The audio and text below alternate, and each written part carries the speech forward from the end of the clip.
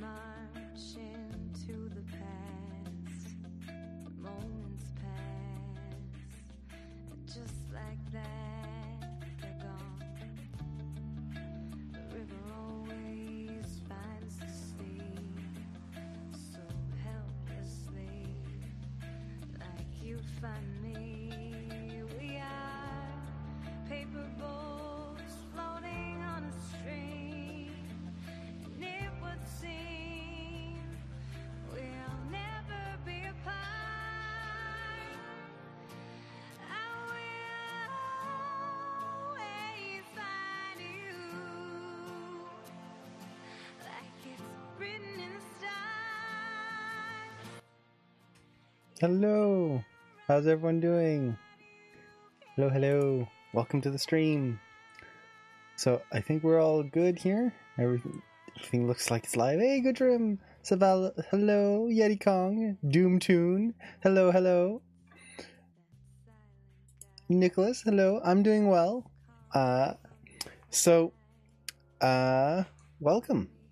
So for today's stream, I'm actually going to be going over 3 different requested demos.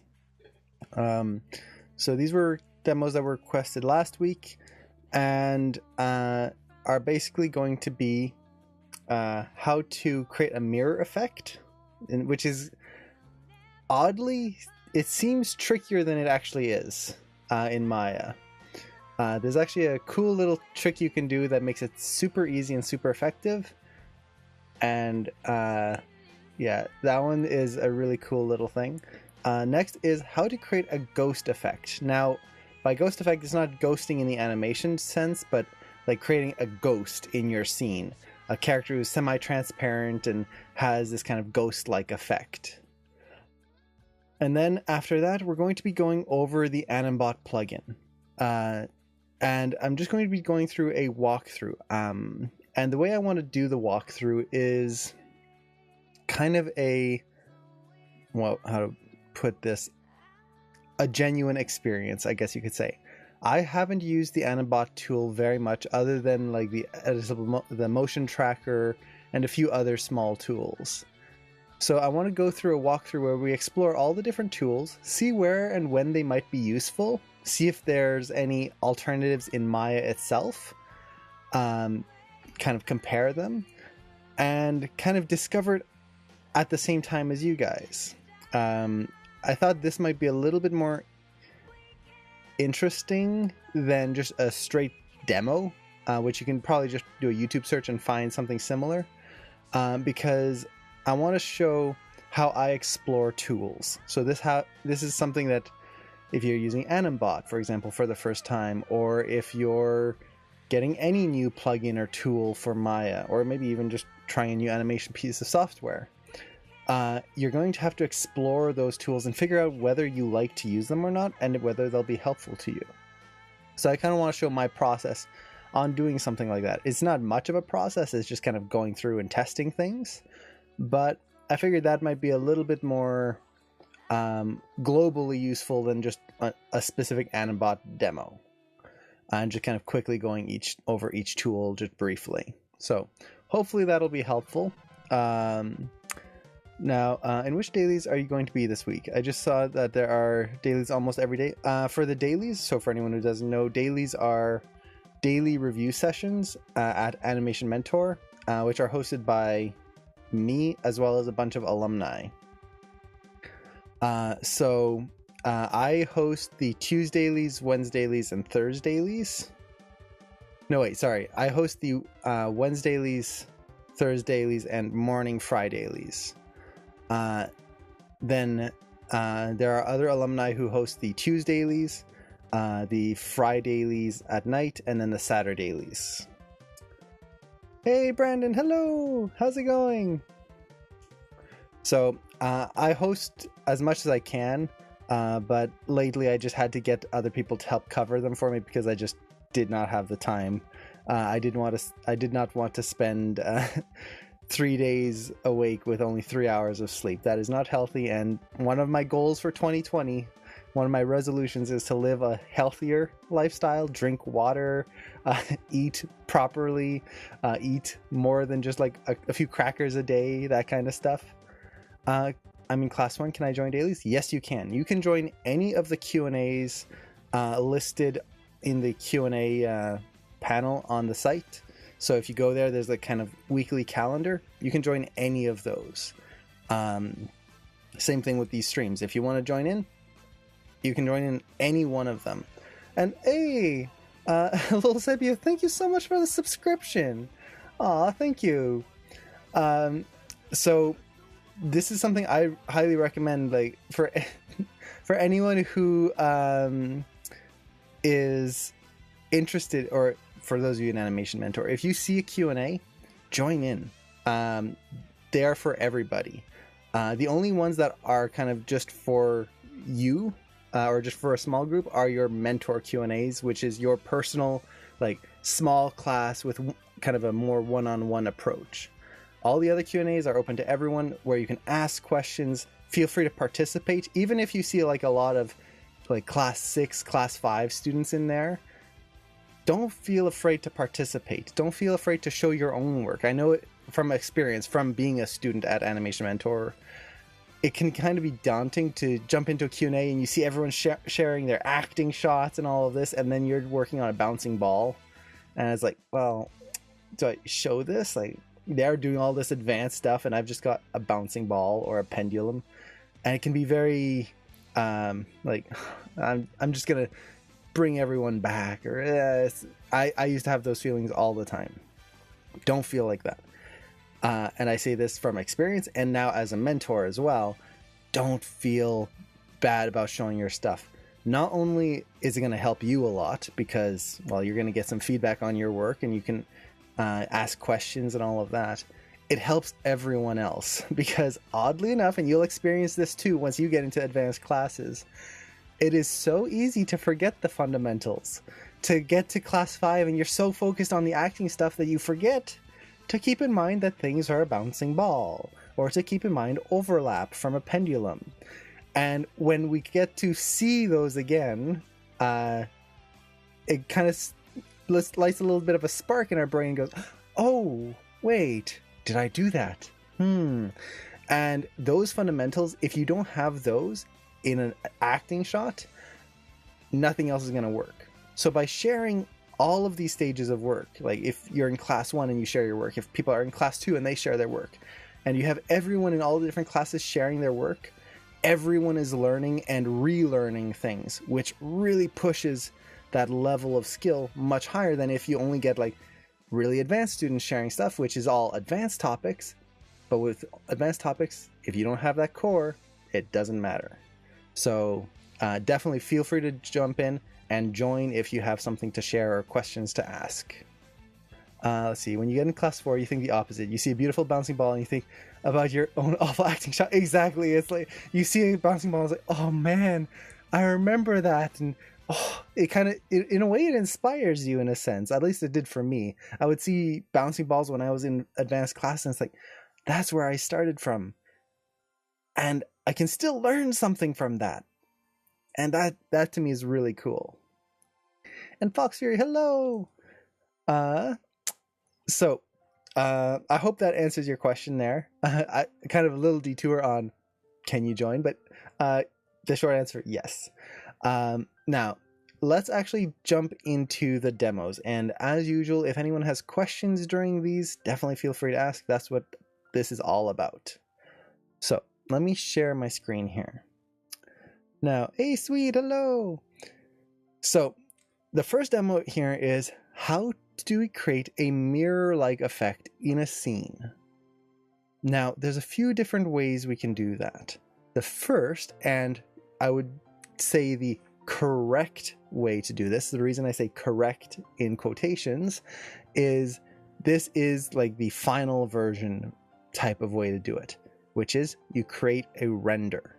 So you would have to set up lights in your scene, set up a reflective surface, so you can't really see anything right in here because the textures are just showing up as black. But you would set up a bunch of lights and everything in your scene and render it out, and you would get something like this. So I have lights in the scene, and it's creating a reflection off of this kind of black mirror that I created. I took like 5 minutes to do this. And that will get you a true reflection. That is the ideal way to do this in a production setting. The problem is we can run into a lot of issues with this. Namely, that you have to render in order to see the reflection. By default, Maya does not show reflections within the viewport. So even though I've got this mirror surface in here, if I turn on lights in my scene, and it's going to slow down things just a little bit, the reflections themselves are not going to show up in there. I can see the reflection of the light. You can see the light in there. So that's this light right here. But it's not showing me the actual character in the reflection. That sucks. Especially when we have to try and have a character act to their own reflection. That can be very daunting to try and get right. So, we need to find a way to be able to do this within the viewport. So then that we're not always having to wait until the rendering pass to find out that something went wrong or that we need to change something. Okay. So, rendering is great, but not the ideal for when we're animating. Okay, what else can we do? Well, one way that I was taught when I was in class was using an image plane.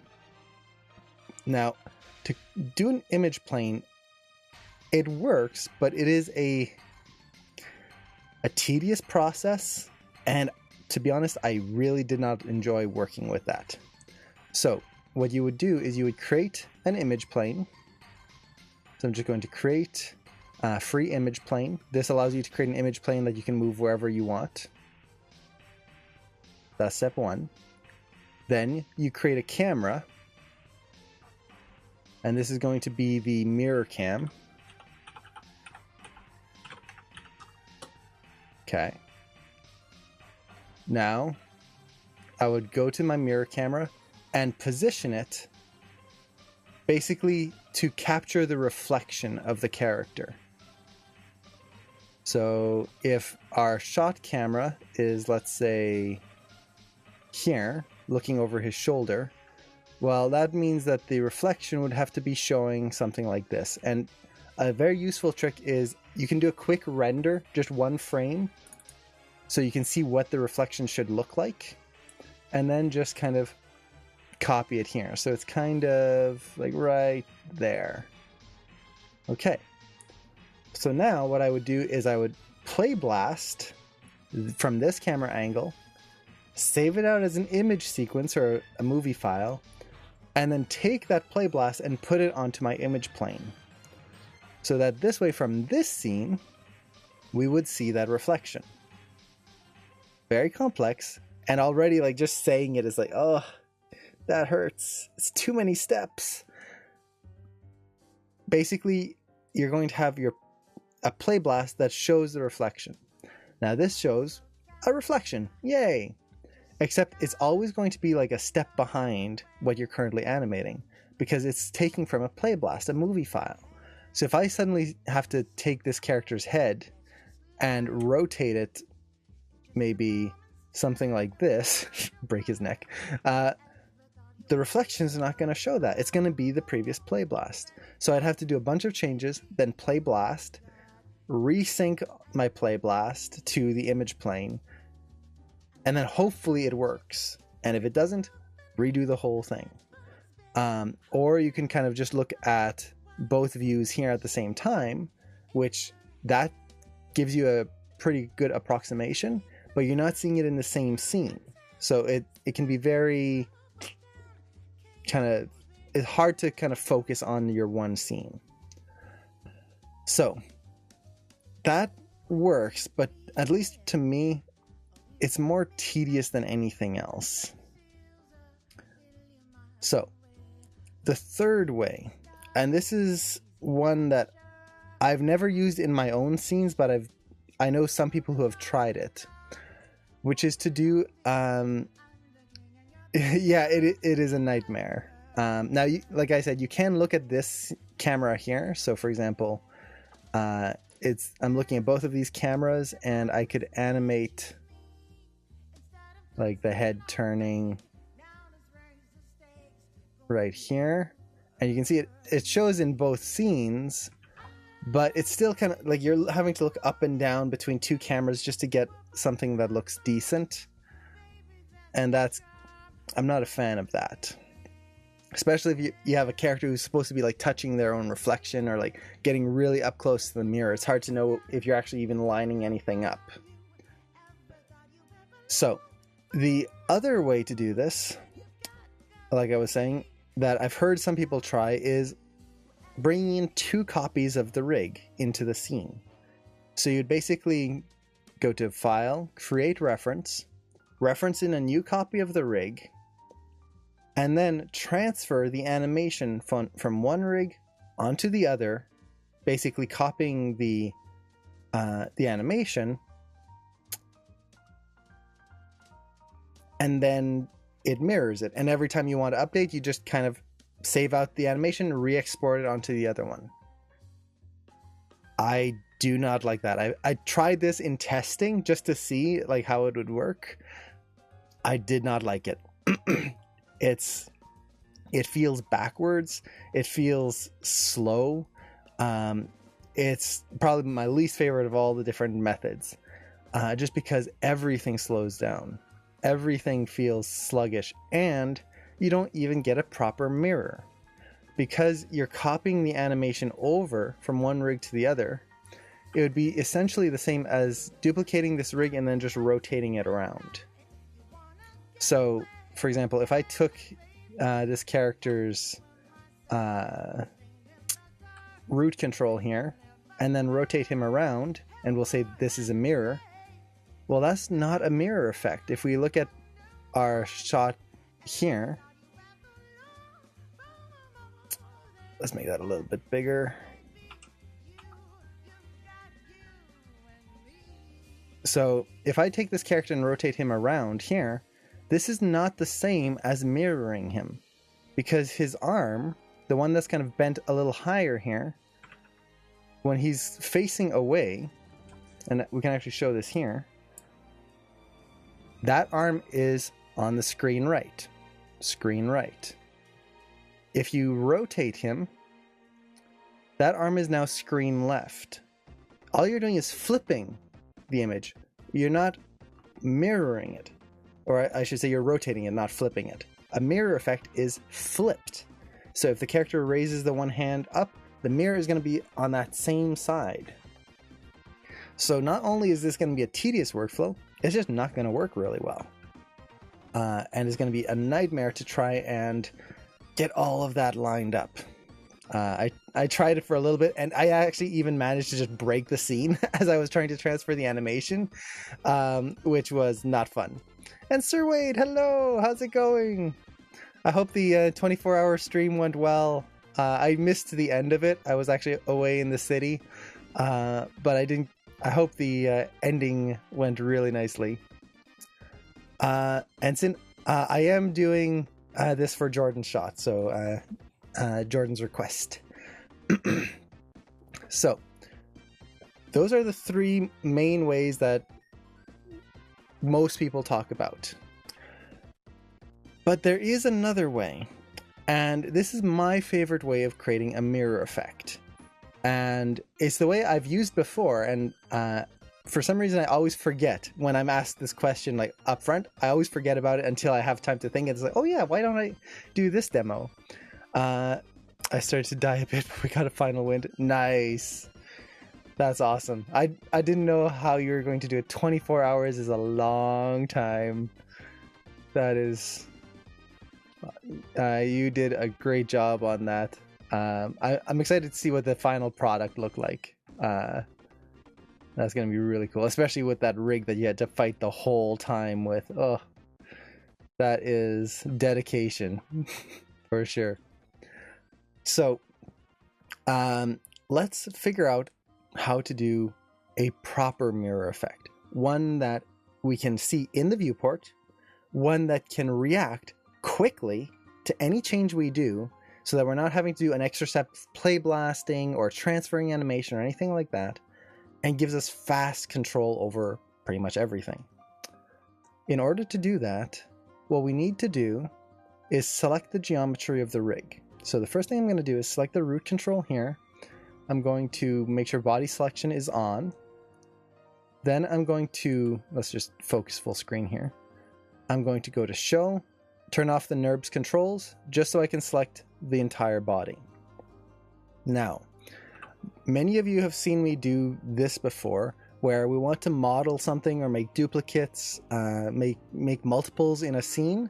What we would do is duplicate this geometry. So select that, hit Control D, and now we have a duplicate, which allows us to do multiples and stuff like that super easily.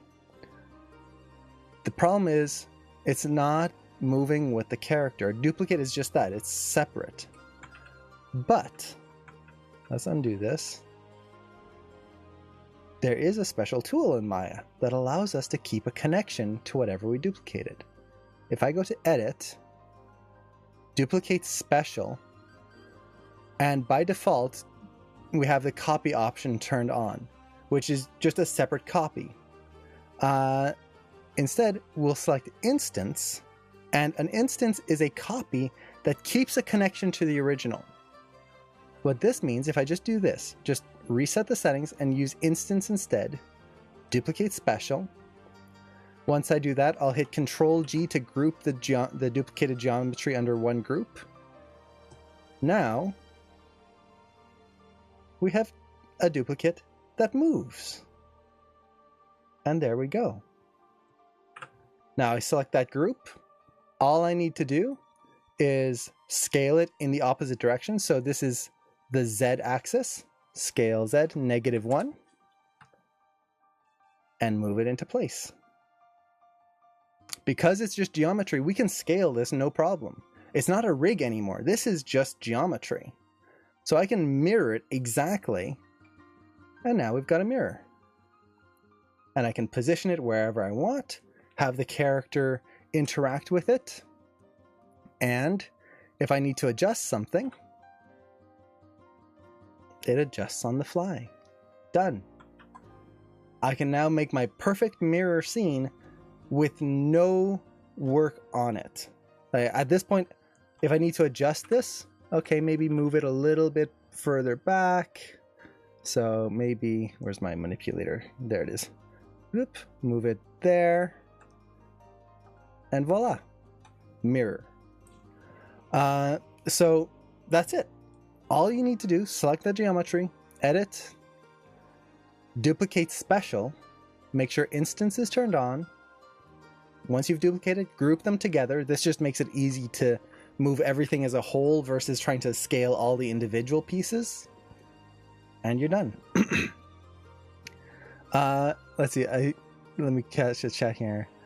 Not funny part was in sending the resulting anim to the client. The first line of the response was, "I like that hits a lot, but I'm sorry, I don't think it's clear." Oh no. Let's see. I was joking about the scaling. It was true. Yeah, exactly. It's just scaling. Now I want to do a shot. This is, as soon as I found this out, this was a while back, I want to do the same thing. It's just like, I want to do a shot where you can have just multiple instances. So if you wanted a character to be, let's say in a fun house, like mirrors everywhere, I can select the geometry again on the rig, edit, duplicate special, make sure instance is turned on, duplicate. Once again, hit Control G to group. This is just so all the different pieces of geometry move together. Move that over and we'll scale that in -1 again. Maybe rotate it this way, so it's kind of all looking in on him. And there we go. So you can do this as much as you want. You could have a room full of copies all doing the same thing. And that's pretty much it. I shall engrave this in my mind. It's that easy? Yes, it is that easy. It's is one of those things that it seems so complex at the beginning. I remember when I tried to do a shot like this was when I was still a student. I spent a week trying to figure out a way to connect cameras and to create like this mesh or this weird network that would work in the background of Maya to get this working. And it just ends up being like this. And if you update the animation on the actual rig, it would reflect. Yeah, exactly. So if I need to now change, oops, not polygons, curves.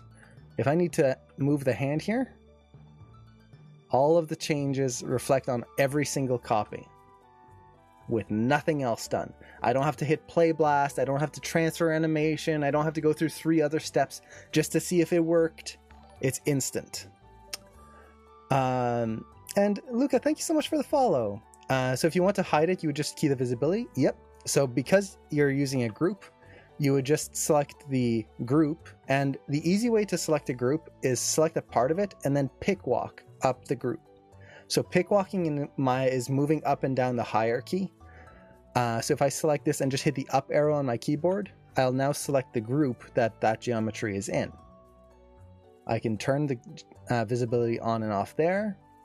So you could animate it that way, or if you just want to speed up your scene, you could take both groups, add them to a layer, and just turn that on and off, and that'll help speed things up. And then you can just turn them on when you're ready to see the reflection. I wonder if the guy who did the demo stance used this? No, he did that in After Effects, I believe, or Premiere. So he just laid them out in a CG scene in Premiere. And the demo stance was animated by Bob, what was his last name? Bob Wilson, who is an awesome animator. Let's see. So, yeah. So that's pretty much it. That's, and I try to think of the critique I never watched. Oh man, I know I have the critique on my hard drive somewhere. I just need to find it someday. I need to show that to the AM community again. It was such a good one. The whole the demo stance thing was amazing. But yeah, so this is creating mirror images, and it's not that complex. So with that, we're already done one demo. For my demos, like, this is super speed. We're already done one. Man, what are we gonna do with the rest of our time?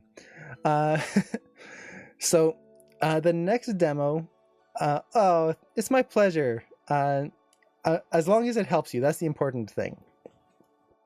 I know it's so easy to do. It's one of my favorite little like secret. I don't say secret, but like when I learned this, it was just like mind explosivo. It was just amazing. It changed everything. So the next demo we have is creating a ghost effect. And Ali, thank you so much for the follow. Does this duplication keep textures? Yes, it does. So I just had it off. I don't know why. But it keeps all your textures and everything. No problem. So, oh no, my internet crashing again. Let's see. I apologize for the internet issues.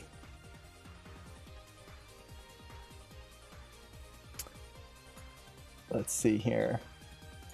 Give me 1 second. At least if we finish the demo first.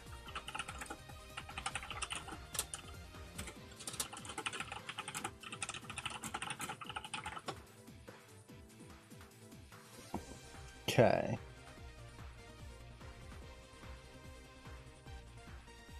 So, let's see. I'm just trying to get this back up. Give me 1 second.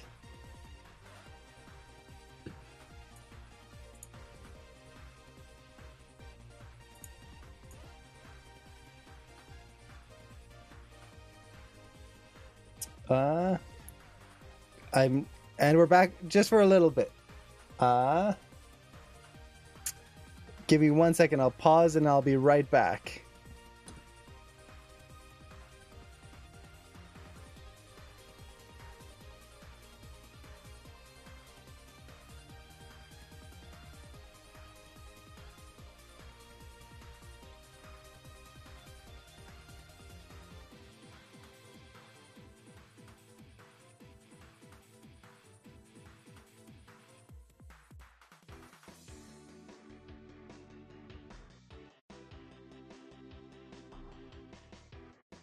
Hello.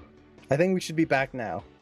Sorry about that. My network got cut off there for just a second. Okay.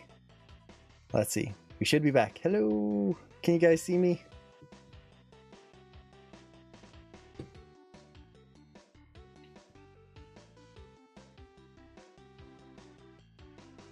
I think we may be back. I hope so. Let's see. It shows us back right now. Super stop motion. Oh no. One day I'll get that internet back. Oops. Let's see. Boop, boop. Are we back? Hello. Okay. Think we might be. So I'm just gonna give it a second. Wait for the chat to catch up. Video signal is low FPS, but it's staying connected with consistent audio. Okay, good. As long as we have that. So, Brandon Berry, that's awesome. So, the next demo we had, the second demo, was creating a ghosting effect in Maya, which is not ghosting in the animation sense, like I said before, but ghosting in the actual, like, boo style ghost. Actually having a character transparent and moving through the scene. Now, the thing with this, and let me open up, I prepped a test scene here. Let's see. The big thing with creating a ghost effect is you will want to expand your horizons a little bit. So what I mean by that, by expanding your horizons, is try to think outside of Maya. The problem with trying to create a ghost-like effect in Maya is that you're going to be fighting so many things. And in general, you're just going to be slowing down your scene. You're going to be causing Maya to have to consider so many new things that it's mostly just going to impact your work in a negative way. So let's say we have a character here, and basically what I did was I just have a moving camera in the back. So we have this complex background, and we need this character to be semi-transparent. So let's get this working here. So let me okay, lost my train of thought there. So we need to make a semi-transparent character. Well, let's do it in Maya and see what we get. I always have issues with inner geometry. Exactly, that's the problem. So the main issue that we have is if I take my character here and put them, so I can select the geometry, I could take the textures, attribute editor, let's go to the material here, and that's going to be skin. There we go. And I can change the transparency of the character. So I'm using an AI material. It's going to be the same thing in Arnold material. It's the transmission weight. That's the transparency. If you're using a regular material, it will just be the transparency slider. And you get this, which is not really what you want. This is going to get you a really, I guess you could call it a ghost effect, but it's going to be very easy to get this creepy, ugly look to it. So how can we solve this? Well, the thing is, there's not really a good way to do it in Maya.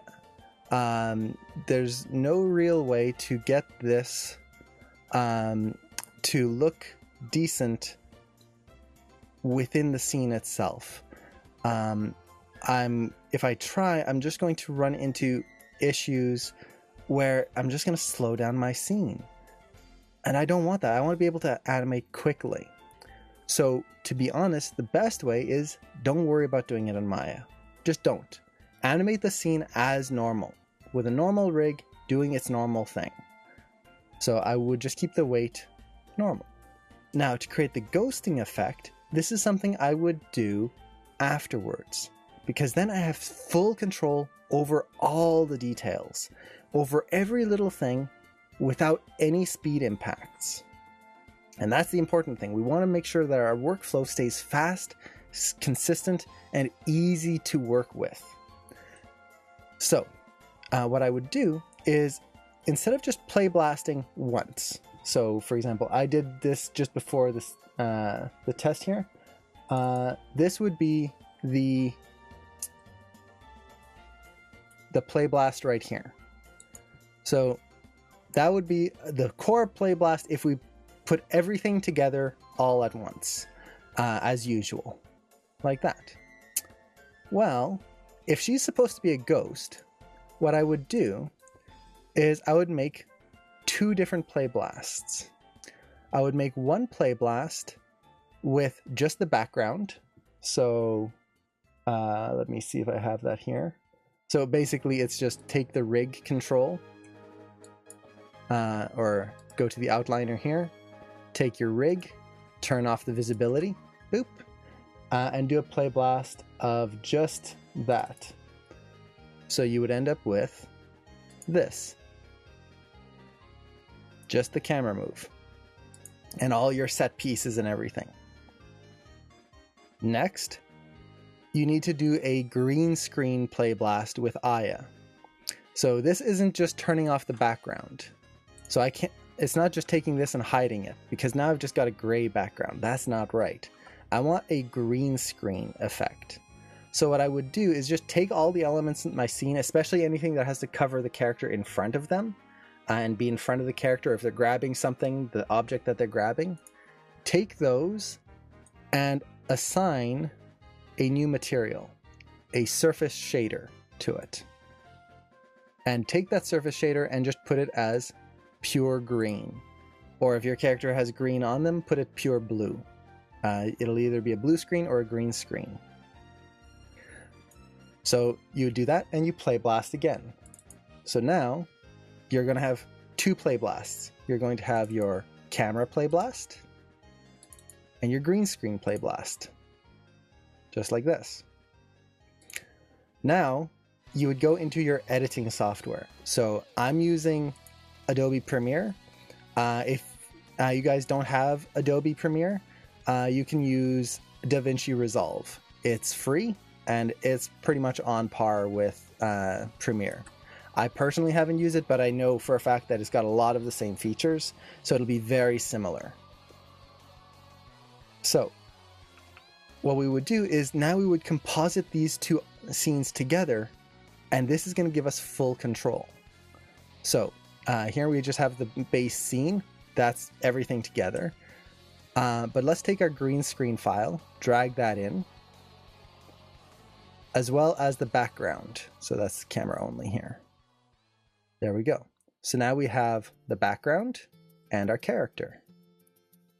And basically what I need to do is just take this file here, this green screen version, and I need to color key it. So in editing, keying is not like animation where we set a key and like save a position. Keying is removing a color. So if I find my key information, you usually want to have a color key, or in this case I'm going to be using Ultra Key, which is just a slightly better keying tool. They're the same thing. Just look for the color key option. I drag that in and I'll pick the color I want to mask out, green. And there we go. Now the character's over top of the moving background, but we have this. So just to kind of prove it, there we go. You can see the character is actually separate from the background. Now, the reason this is helpful, why don't you play blast the character with a transparent background? Because if I play blast it with a transparent background, it wouldn't give me the effect I need. Now, you can render it. That would give you the alpha channel, but play blasting doesn't give you alpha channels. That's the main issue.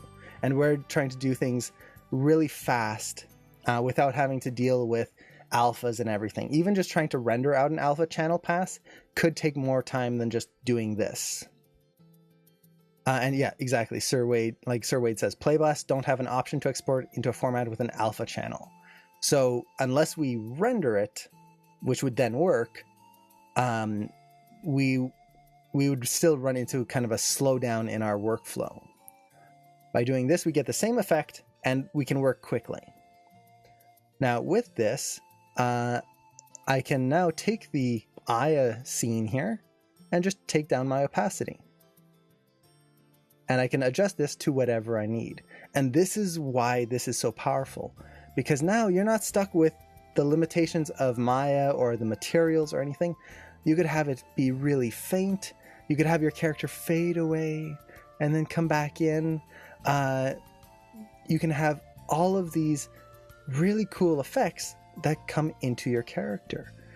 If you want them to be more ghost-like, for example, we could take some color correction and maybe adjust her to be a little bit more blue and ghostly. We can do all sorts of things just to add that kind of ghostliness, which is stuff we can't do easily in Maya. And if ever I update my animation, all I would need to do, and I'm pretty sure DaVinci Resolve has this as well, is bring in my new reference here, or just resave it over the same file name, right click and just refresh it, or re-import it, and it'll just reconnect everything, and I'm good to go. So now every time I play blast and reiterate, when I'm ready for that final ghosting effect, I just refresh all my links in here, poof, done, I'm good to go. So once you have it all set up, you can really easily adjust every aspect of this to get really nice effects. Frozen to death. Yeah, exactly. She went to Canada, didn't like it. So you can do all sorts of really cool effects. Like if you're using Premiere here, or After Effects would be the same thing, you could easily add maybe a wave warp effect. So let's set this like that. Maybe reduce the height of the wave a little bit. So now you get this kind of ghostly wave to the character. So she's not just perfectly still like an absolute, just a solid rig. Maybe we could add another one here. And this is going to be a noise wave. So we get this kind of 90 degrees might actually, nah, let's go that. So now we get this kind of slight flickering effect. So I don't even have to change the color in Maya. Yeah, you can do it just easily in Resolve. Just add like a color balance or something like that. And this basically makes it so that you don't have to try and adjust all the materials and all the textures and all of that and affect your scene or anything like this. You can do it very easily after the fact. So now we've got like this little noise effect. What else could I do? Like, and this is just like throwing things on randomly here. I think I could add, where is it now? I believe it's under generate. No.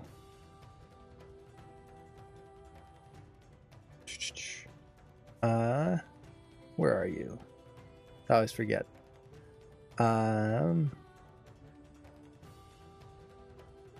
ramp. King, obsolete perspective. No. Stylize? Maybe stylize. Nope. let's see. I actually tested this just before here, but let me actually open my little test scene here. So I did another test right here, and you can see I even created this like ghostly shimmer kind of ectoplasm effect. And all this is, I was just throwing things on to see what would work. I added a radial shadow to the character. So this just creates a drop shadow effect. So if you add a drop shadow and just put a color, now you've got a ghostly hue. So they're actually emitting a little light. And then I just roughened those edges. And now we've got this kind of fiery effect on the character. So if we kind of play that one.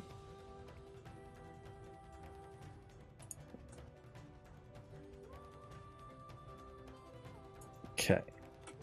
We have that. So this literally took me 2 minutes to do. And if I ever update my animation, I just, again, re-reference everything in, replace them in my scene, and poof, all those effects get added on automatically. I'm done. So trying to do something like this in Maya would be nightmarish. It would be a pain because you're going to be dealing with geometry. The main issue is that we're dealing with all of these pieces of geometry that are going to be visible when we try to create transparencies and stuff. Now you can kind of, to be fair to Maya, there are options like right here, backface culling, which can help in certain cases. Let's see if it'll actually help here. I'm going to take the geometry.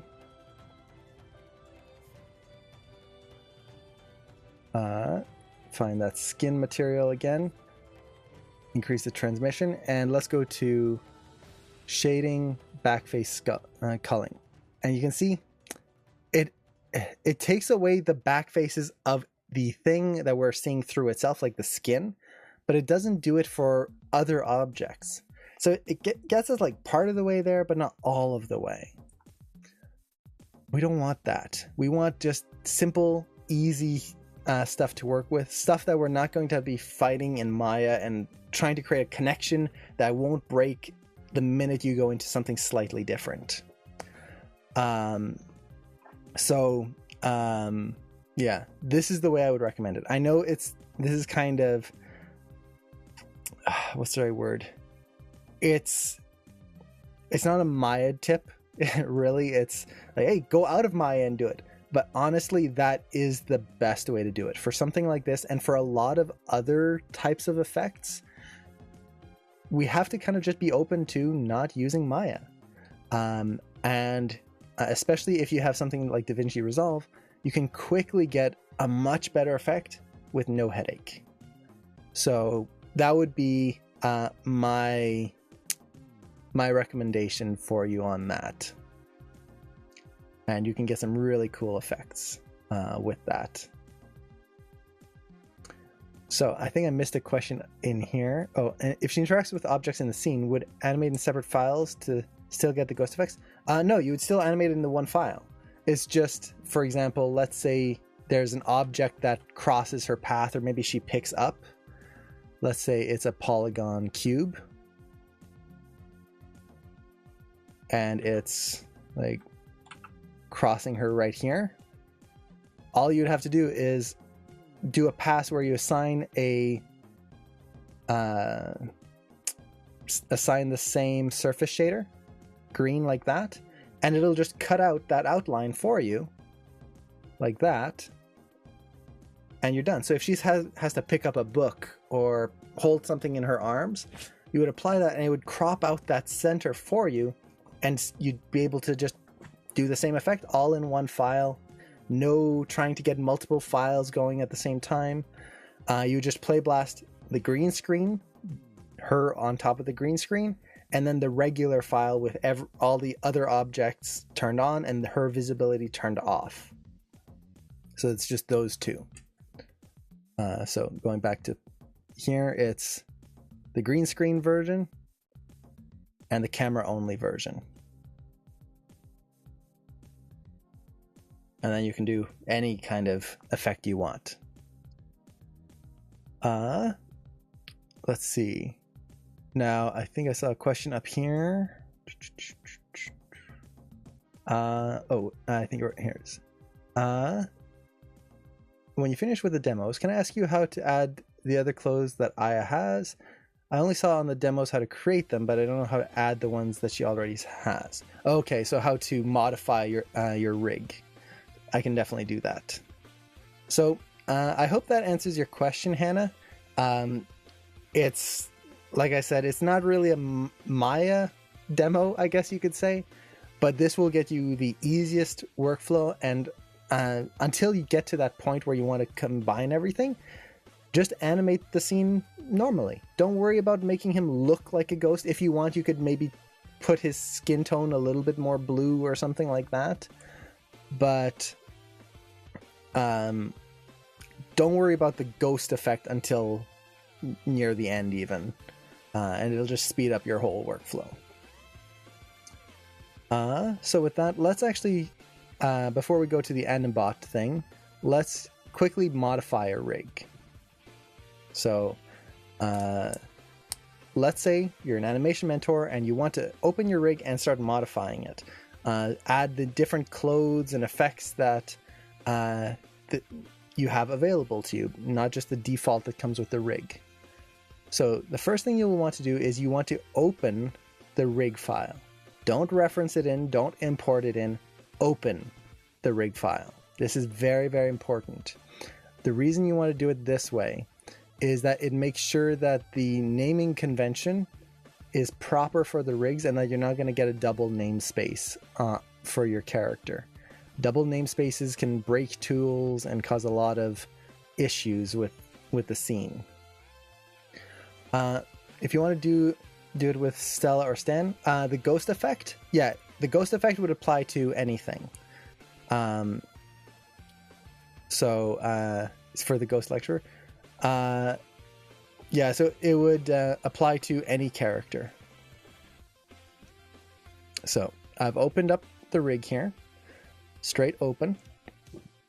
Next, I need to bring in the extras file. So I'm going to go to File, Import, not Reference, Import. I want these files in this scene, not just a link to them. And I'm going to grab the extras file. Okay. So what this is going to give me is the rig, as well as all of the different pieces that I can add. So for example, if I want to add different hair, all of this, we've got them all in here. Perfect. So at this point, we're ready to start putting things in, but I need to hide the original clothes first because I don't want to see, for example, turn on a new shirt and we've got this overlay. So to do this, select the control here at the base, go to body selectable, turn that on. While you're here, you can also turn off the shoe visibility if you want to give her some new shoes. From there, select the clothing, and I personally don't like deleting them, just in case I maybe want to bring them back later. So I'll just hit Control H on the keyboard to hide the clothes. Now, you'll notice that her knees are horribly thin. It looks like her knees got mashed terribly. The reason this is happening, like you can see her knees are thinner than her ankles. That's not good. The reason this is happening is that this rig has correctives turned on. Correctives are ways for the rig to kind of compress itself in order to fit into things without bumping through. So correctives right here, just turn those off and you'll get more proportionate sizes. If your character is wearing long sleeves, long pants, this is not a problem. If you have a character wearing shorts, definitely turn this off or else you're going to have some really weird stuff going on. But from here, I can now turn on the clothes and there we go. Now for the hair, same thing, select the hair, Control H to hide that. So maybe I'll bring in a new hairstyle here. Let's bring in some new shoes. Let's go with that. Just whatever we picked first. Okay. So I've got all of this. Now, what I need to do is I need to attach these to the rig, and then I need to get rid of all the extra stuff that isn't a part of this. Do all the acting rigs have extras? The Jules and Aya rigs do. Unfortunately, the other ones don't yet. I'm still waiting on some files to add into the extras. So we're ready to go, but like you can see, this is not attached, and we've still got all the extras in here, which means that our scene is going to run incredibly slow if we're not careful. So you can do this in different ways, but for me, my favorite way of doing this is I'll select all the extras that I have turned on here. So make sure I can select this hair. Interesting. Okay, there you go. So select all of these. You can do this in the viewport, or, and I just noticed, you'll notice these shoes, they actually have heels here. So before I do anything, I do need to use my foot roll and kind of bring those feet up. This will fix the kind of cutting in the back there. So there we go. But for now, I'm not going to worry about that. So what I need to do now is delete all the extra stuff. So to do this, I prefer doing it in the outliner because I can see visually what's going on. So here's our extra hair control. I'm just going to drag that up higher into the group right here. Okay, that's the hair. Once I have that, delete the hair, all the extra hair. Tops, find the one that's not hidden. Middle mouse, drag it out, delete tops. Now, there are faster ways of doing this, but I like to do it this way because then I'm sure exactly what's happening. If you do it kind of globally, sometimes you can accidentally delete something you didn't want. And then just delete everything except all of these. So now I just have that geometry and nothing else. Once I have this, I need to attach it to the body. So to do this, and this is where I always forget the order, I believe it's select the body first, then the clothes. I could be wrong on this, so don't write that down yet. But you'll go to deform, wrap, and open up the options here. Now by default, we have these options. You want to make sure that exclusive bind is turned on. This is going to help speed up the scene, and it won't slow things down. If you don't have this turned on, your scene is going to really slow down. So let me hit create and see if I did it in the right order, which I don't think I did. Yeah. So I had it backwards. Clothes, and then body. Deform, wrap. And there we go. So clothes, body, deform, wrap. There we go. And now if I move that leg, it moves along. So at this point, I can use the foot roll, put those into position here. Maybe bring her hips up a little bit, just to get those feet kind of centered in the boots. Clothes, body, deform, wrap, clothes, body. Hit the G key to repeat the last command. And for the hair, the easiest thing to do is just to take the hair control and then constrain it or parent it to the head control. So I'm just going to constrain it personally. And parent, add, and there we go. So with that, everything is connected and moves with the body. So the last thing I need to do two things actually. First is I need to make sure that I've gotten rid of everything else that is not needed here. So that is going under Windows, Rendering Editors, Hypershade. And if you look in here, you'll notice that there are a lot of materials that we don't see in here. Like there's this bright red material, all these blue clothes here. We don't see any of that here. These are all pieces from other extras that we've deleted. We don't need these anymore. All we're doing is adding a lot of weight to our scene. So once I've gotten everything set up, I'll go to Edit, Delete Unused Nodes in the Hypershade, and that gets rid of any materials that aren't being used, any materials or textures. And there we go. Now our list is much shorter. These are just the things that are currently being used in the scene, nothing else. This makes it so much easier, especially when you're creating new materials and you want to add stuff to your scene. You're not having to dig through a hierarchy of like 100 different materials, most of which aren't even used. That's a pain. Once you've done that, go to File, Save Scene As, and save your modified rig. So you'll save this as Aya mod, or maybe the name of your rig. Maybe it's instead of Aya, you want this character to be Juliet or something like that. Save it as Juliet mod, and with that, reference that into your new animation scene. This way you have your base modified scene, and then you can work from there. Is Aya with the less thin body type right now? No, this is the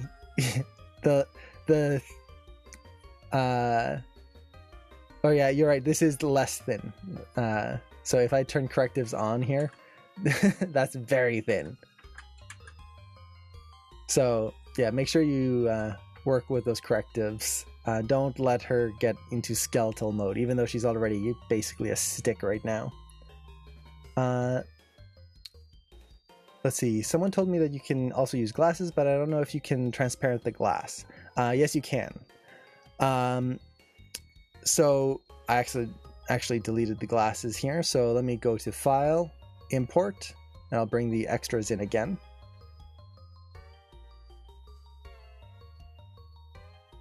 And we'll turn on some glasses for her. So, let's see. There we go. And Linus, thank you so much for the subscription. Oh, that's awesome. Thank you.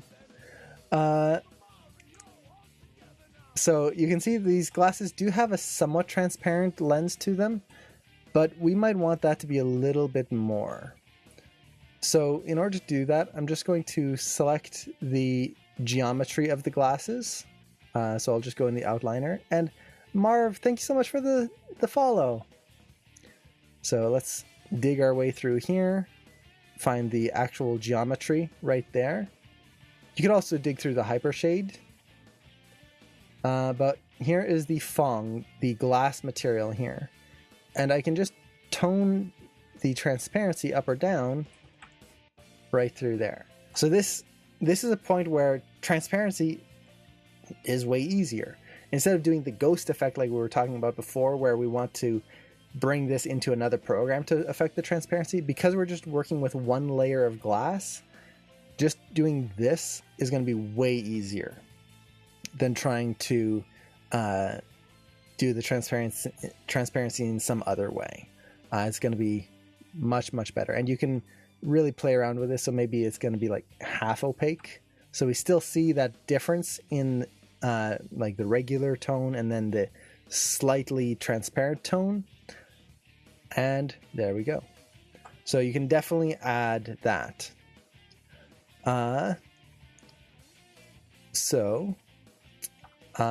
With that, that's basically how you add the extras. The big thing to remember is that you want to open the rig. Make sure you actually open the rig. Import the extras. Get rid of everything else that you're not using. Make sure you delete unused nodes and then save it as a new scene your own modified version. Let's see. When you start with the animation, you can have problems later. Typically, you won't have problems, but this is why you want to save this as its own scene. Because then if you do have problems with your clothes, or you figure out like, maybe I want to change the clothes and have a totally different outfit instead, all you need to do is go back into this scene, modify a few things, save it, and it'll fix everything in your animation or change anything in your animation, and you're good to go. If you try to do this within your animation file itself, it becomes a nightmare of trying to export the animation and re-import the animation, and it's just a nightmare to do. And this goes like, this is kind of the animation mentor extras for anyone who is trying to modify a rig. Maybe you're using the Malcolm rig, or you're using the new Zelda rig. If you want to modify it and make your own version, do it this way. Do it in its own scene, save it as your modified rig, and then reference that into your animation file. This makes it so much easier if something accidentally breaks in your modification. And why can you see part of the skin on the pants? That is my near clip plane. So this is actually something, if you go far enough away, you'll notice that even the shirt starts to become transparent. And if we zoom in, you'll notice that even the eyebrows are starting to go away. This is a Maya issue. Basically, the camera has what's called a near clip plane. The near clip plane and the far clip plane are what determine what Maya will render and what it won't. This is to save on memory and to improve performance. The problem is that by default, for most rigs, not just the Animation Mentor rigs, but for most rigs, that near clip plane is set too low and causes this kind of stuttering effect. Basically, Maya is going, oh, these two objects are like right next to each other.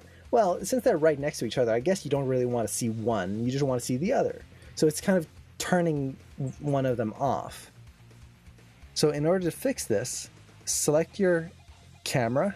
So I'm just going to click the camera icon right there.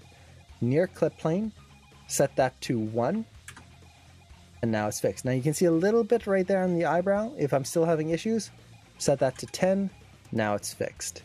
In this case, it's still broken because I'm actually way out here. But you do that, and most of the issues are going to be fixed.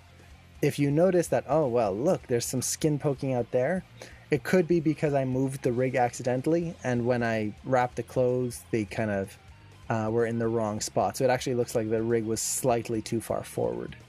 If you do notice this after the fact, what you can do is select your vertices.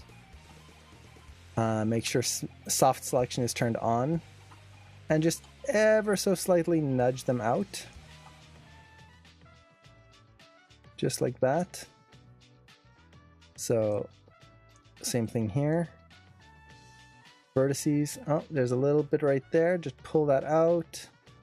So, you're just kind of adjusting a few little areas, and that'll fix it, and you're going to be good to go.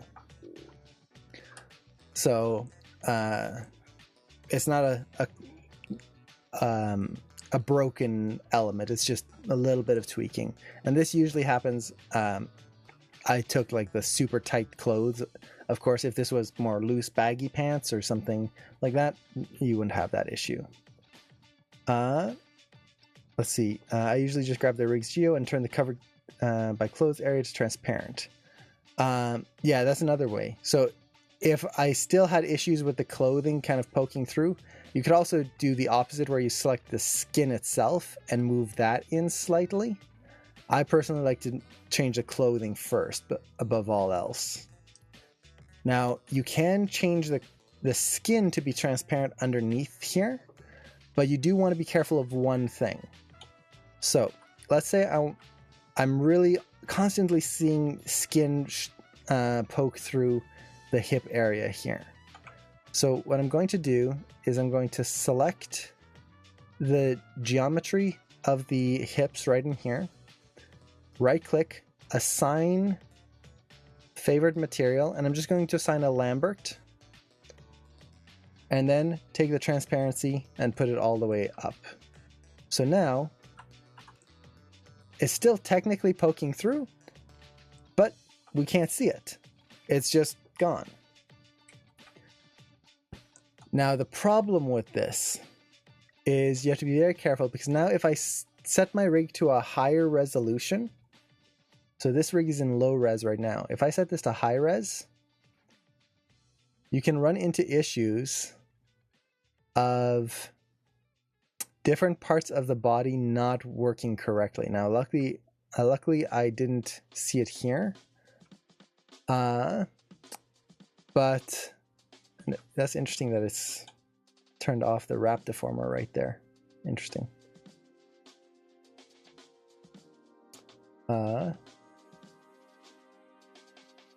Strange. That shouldn't have happened. So you notice here how I set this to high and then it goes back. That shouldn't happen. It should follow along. So it looks like I must have broken something. By default, it'll just follow along normally. But the main issue that you'll notice is if you go into high res, sometimes those faces, that transparency is going to be applied elsewhere on the body. So you might have, I always had to wrap in both modes. Interesting. Low and high. Interesting. No, it should only happen to the one, because the thing is, between the low and high geometry, when you switch from one to the other, the geometry is still there. It's just switching the visibility of that geometry, and kind of switching to a different version. It should still apply regardless. So if you're experiencing that, I'm going to write this down and explore that, because that should not be happening. This is one of my favorite things about doing demos, is you actually get to find little things like this and then troubleshoot them. So I wrap.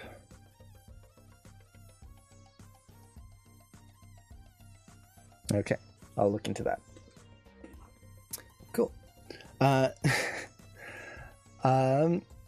So that's basically how you add the clothing.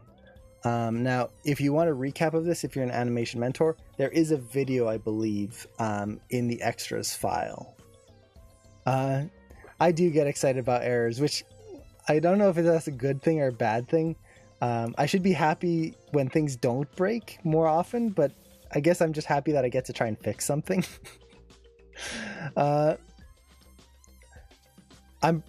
I might be the one who ends up going in and fixing this, but I don't mind the extra work. It's fun.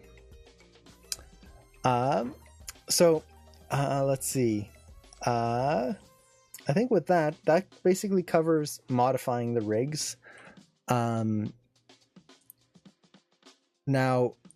I will just say, if you're doing things like glasses, just be careful that you don't just do a straight parent or parent constraint. You usually want to kind of add a locator and something like that, so your character can actually move their glasses or take them off, things like that. It'll just make it more versatile later on. I don't know if it's a good work ethic or not. Maybe it's just a little bit of being a masochist. More work, haha, more pain for me. I did cover the mirror effect. The mirror effect, it's all recorded, so it's at the start of the stream. And to kind of make it a long story short, it's really just adding duplicating the geometry as an instance. So I put a locator. You can. My favorite way, so if the character had to select the glasses, it would depend on how I want to animate the glasses. If the hand is leading the glasses, what I would do is I would create a locator.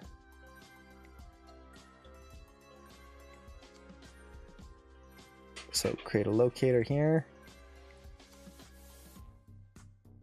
And make sure I can see the locator. That always helps.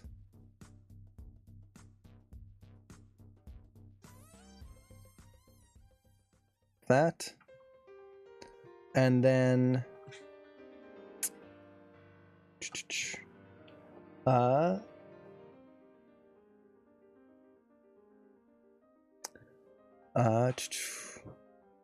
let's see.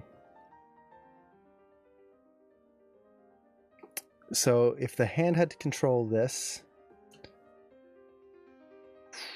how would I do it? The glasses have to be constrained to the head, but also have to take off. So I would probably create a double constraint. Constrain the glasses to the face, and then constrain the glasses to the locator and parent the locator to the hand. And then that way I have full control over everything. So if you're interested in doing something like that, I'll prep a whole demo on that just so we can go through and do it properly. So with that, I will take a little sip of water. I don't have much left. I've actually been drinking today. This is why it's nearly empty. So yay. So lies. So I think with this, the next demo I want to do is an exploration of the Animbot tool. Oh, is there constraints for dummies book? I have a lot of constraint demos on the AM site. If you're interested in a specific topic on constraints, definitely just let me know, and I can do that for you. Now, give me 1 second. I just have to double check something. I'll be right back. Just like 2 seconds.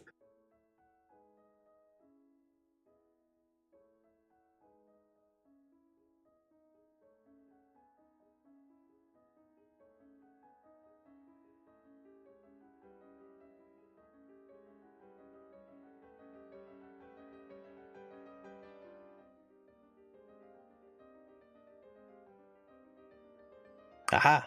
See, like maybe 4 or 5 seconds. Just had to get something checked out there, but it's all working. So, if he's going for a book, I have too many books. So let's see. So the next demo I wanted to do here was a walkthrough on Animbot. The main thing with Animbot is it is a wonderful tool, and I haven't used it that much. Now, I'm going to actually move it up here so people can see it a little bit more clearly. So the thing with Animbot is it's a tool, for anyone who doesn't know what it is, it's a tool of animation, or a plugin with animation tools, a gazillion animation tools, which really help to improve your workflow and speed things up. Now, with that, my first recommendation, if you are new to animation, is do not use Animbot. This is not because it's a bad tool. It is wonderful. I recommend not using it because it can be easy to become overly reliant on these tools. Instead, I recommend learning Maya or whatever program you're using on its own first, and then from there, taking your animation or taking your skills and expanding into plugins. This way, if ever you have to work at a studio that doesn't have a plugin, you're still set to go, and you're not going to have to try and relearn things that you should have learned from the start. So that would be my first thing to say. Once you get used to them, though, definitely go and check out things like Animbot. They can speed things up a lot. Now, like I said, I haven't personally used it very much, mostly because a lot of the classes I teach are Maya basics.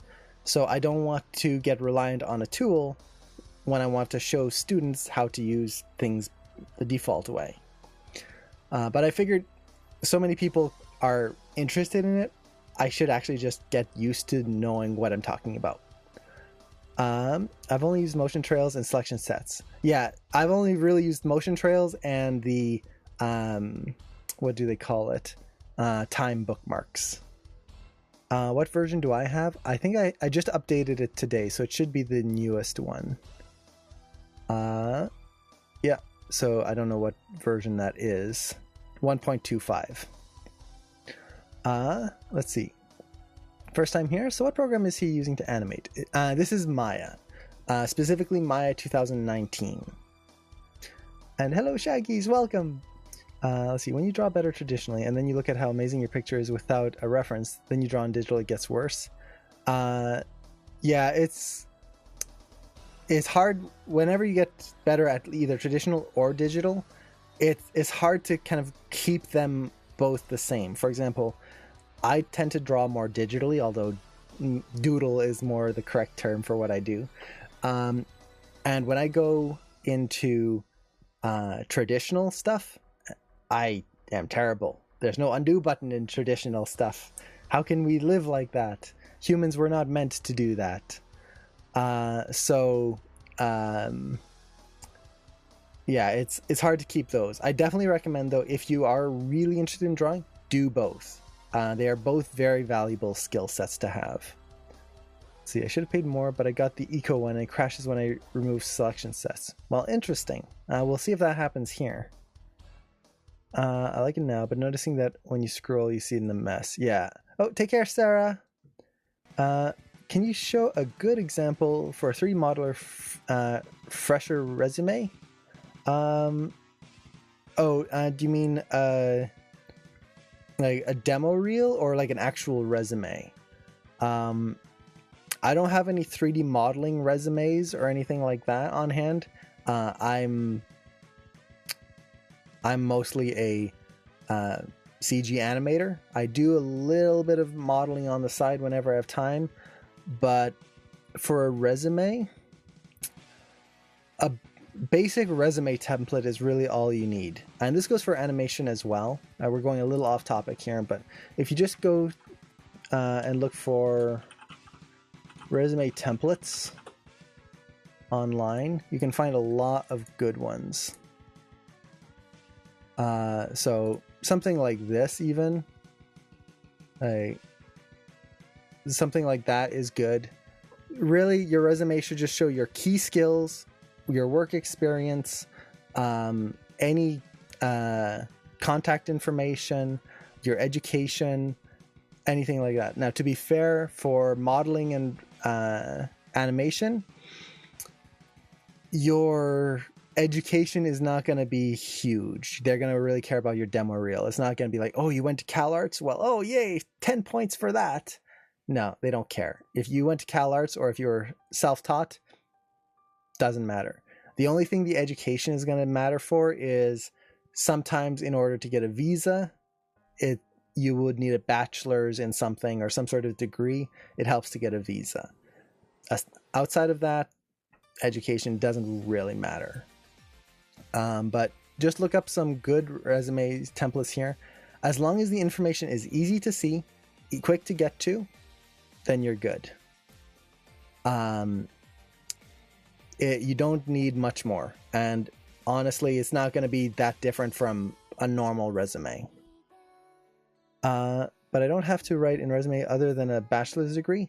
Yeah. So you just put in the bachelor's degree there if you have one. Or whatever education. So for example, I don't have a bachelor's degree. I went to Animation Mentor, so that's an online university. I would just put graduated from Animation Mentor, and there you go. And then the big thing for us is skills. So for example, making sure, like for me, it would have 3D animator and character animator, creature animation, put what programs you're skilled in. So I'm skilled in Maya, I'm skilled with Photoshop, the Adobe suites, like put everything. You put the more important ones first, because as an animator, Adobe suite programs are not going to be the thing that gets me a job, but it's good to have that skill in there. So yeah. And then the other thing aside from resumes is cover letters. A lot of places still ask for cover letters, but from everyone I've ever talked to, most studios and stuff, when they see a cover letter, they just kind of look at it and then put it aside. Most people never read them. So don't worry too much about the cover letter. It's just not that important.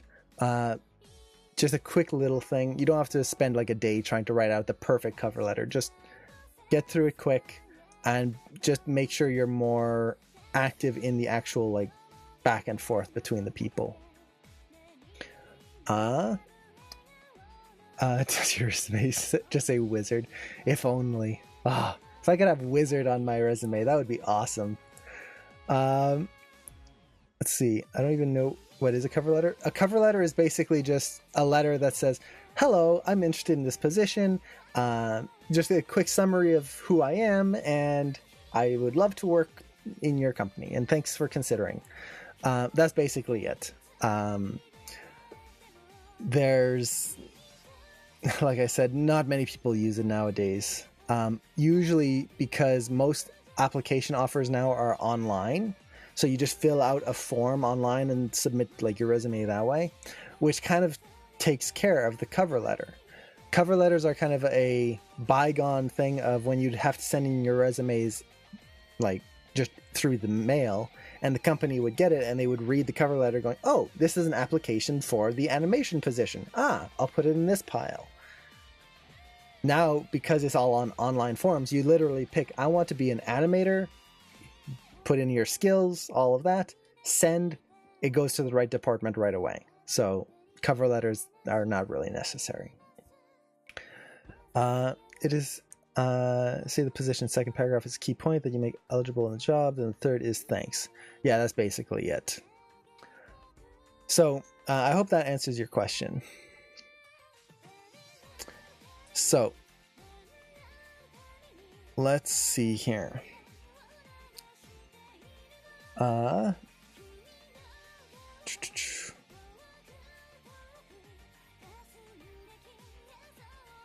So with that, let's go into the Animbot tool. So when I'm first starting to learn a tool, the first thing I'm going to do is I'm just going to use simple things for the most part. So I'm actually going to, let's go with a cube. I like cubes because you can see rotations a lot more easily. Cubes or cones are usually my favorite for testing. So we've got this, and I'm just going to go through all of the tools very quickly. Now, the thing with Animbot, the very first thing to know is that there are way more tools than we see at first. And there's a few little interface things that we have to get out of the way. The first is when you hover over icons, you'll notice that there's a little up arrow up at the top there, and another one down here in the bottom right. Well, what are these? Why does that show up everywhere I go? Well, the top arrow here is to pin an icon. So if you go up here, there's a little dot. If you click on that, you can either, the up arrow will show you different tools. The little dot will pin or unpin an option. Now to see everything that's available, go to the bottom right corner here of the section. So that's this one right here, and click on this arrow. And you'll see, look at all the tools that show up. And if you want to pin any of them, you just have to click on the little dot up above. And now when you close it off, it's going to be right there. So you can very easily add or remove tools that you don't use. So for example, if I never use these two right here, which is the nudge left, nudge right tools, I can just unpin them, boop, right there. And then this one as well, boop. And there we go, nice and clean. And the Mickery, thank you so much for the follow. So this is really nice. If ever you want to reset it back to default, just click on this little box right here in the bottom right corner, pin defaults, and that'll reset it. You can also pick what you want to pin right here very easily. So that's a great little thing.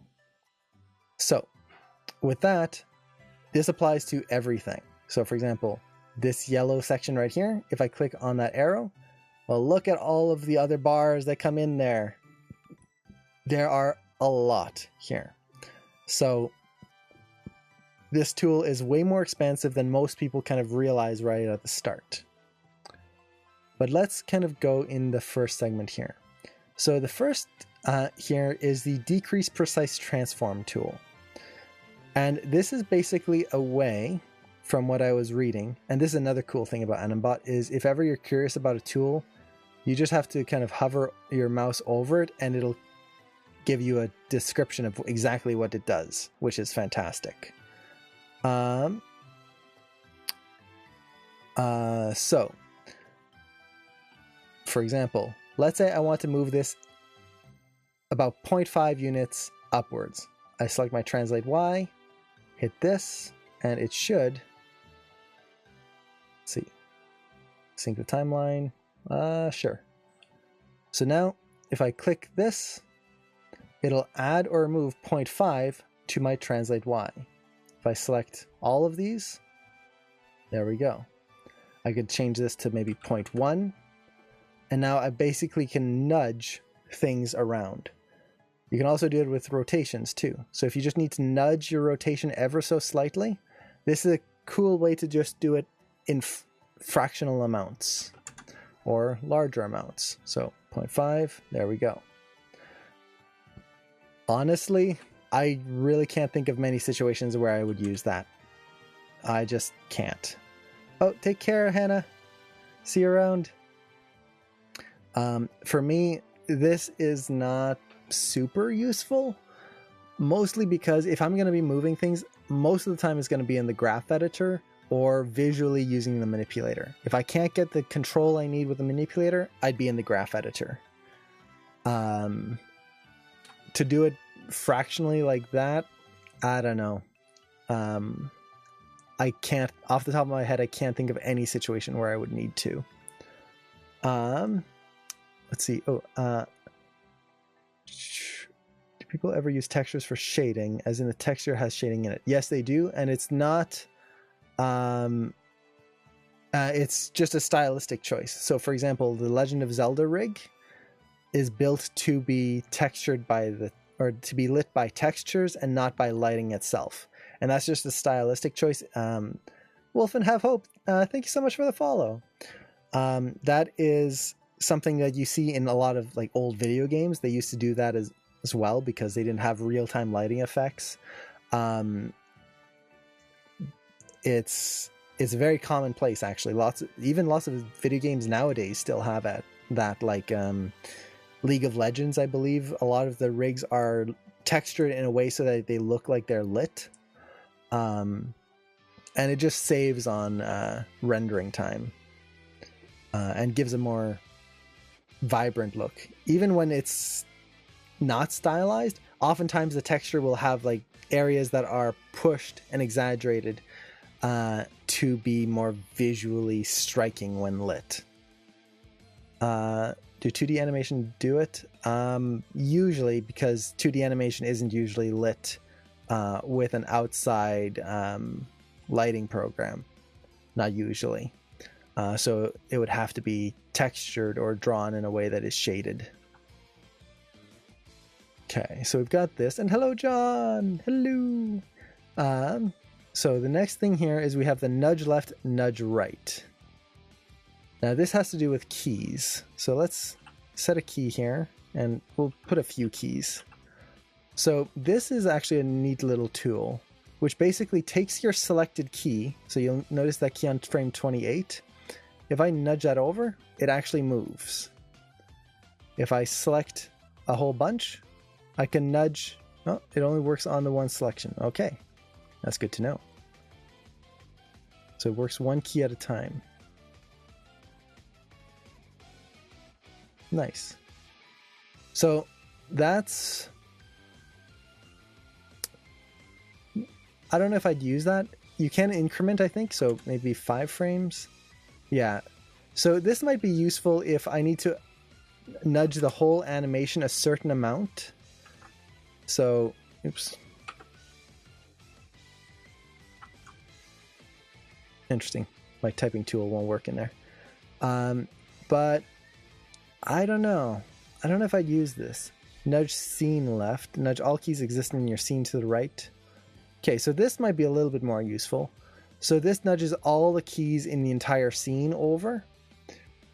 That would be really good for retiming because it's not just the currently selected object, it's everything in the scene. So, for example, right now this last key is on frame 36. If I deselect and then hit that a few times, you can see it's actually moved the animation. So this is actually really cool. But I don't know if I trust it, because sometimes rigs will have animation on them and that might cause issues. Now this one here as well, this is nudging everything on the current selection. That one I could probably see myself using a little bit more. And then you have insert in-betweens. Okay, this one might be interesting. So that just adds more space in between the keys where you are. Insert in-betweens, remove in-betweens for the whole scene or not. Okay, so if I put that and then insert in-between, yeah, it just adds space between those.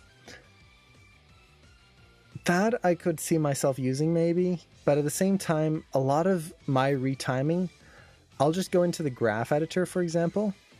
So let's find our keys here, and I'll just click and drag to add information, or I'll select it. And for example, let's say I need to add 2 more keys here. I'll just hit plus equals 2 in the time segment here, in the time box, and just do that. So I don't know if I'd use the nudge keys that often.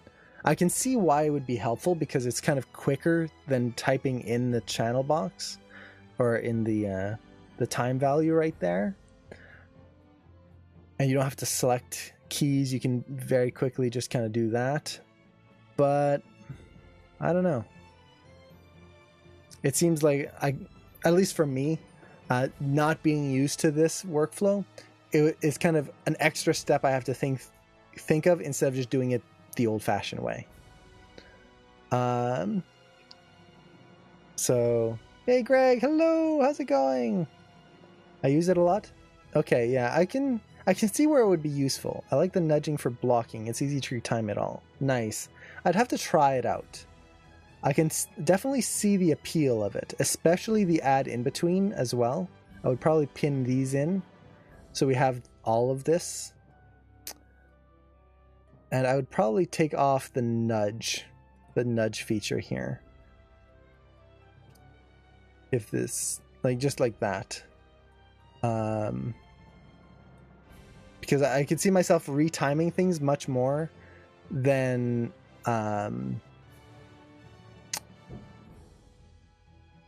having to actually nudge animation. Okay, so that's the first segment there. And overall, pretty useful. Nothing groundbreaking. Ooh, now this one could definitely be helpful. So for this, let's bring in a rig because we're going to need something a little bit more complex. Hey Greg, congrats on finishing the first semester. So close to the end.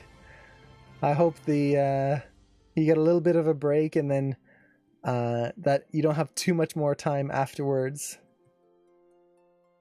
Finally get to relax and be free. Let's see. So when animating, do animators normally have a script? Do you mean like a dialogue script? We won't usually have a script per se, but we'll have the dialogue for the scene. So we might not have the full script of the full film. We'll usually have the idea behind the scene, how the characters move. Yes, we will have a layout pass on that. So usually by the time it comes to us, we'll have storyboards. We'll have a layout pass, a previs pass. We'll have the dialogue of the scene, but just usually for that scene and maybe the scenes around it, not, like I said before, not for the whole film. It's kind of weird where animators don't usually get a chance to see the entire film or the entire idea of the film until right at the end when it's released.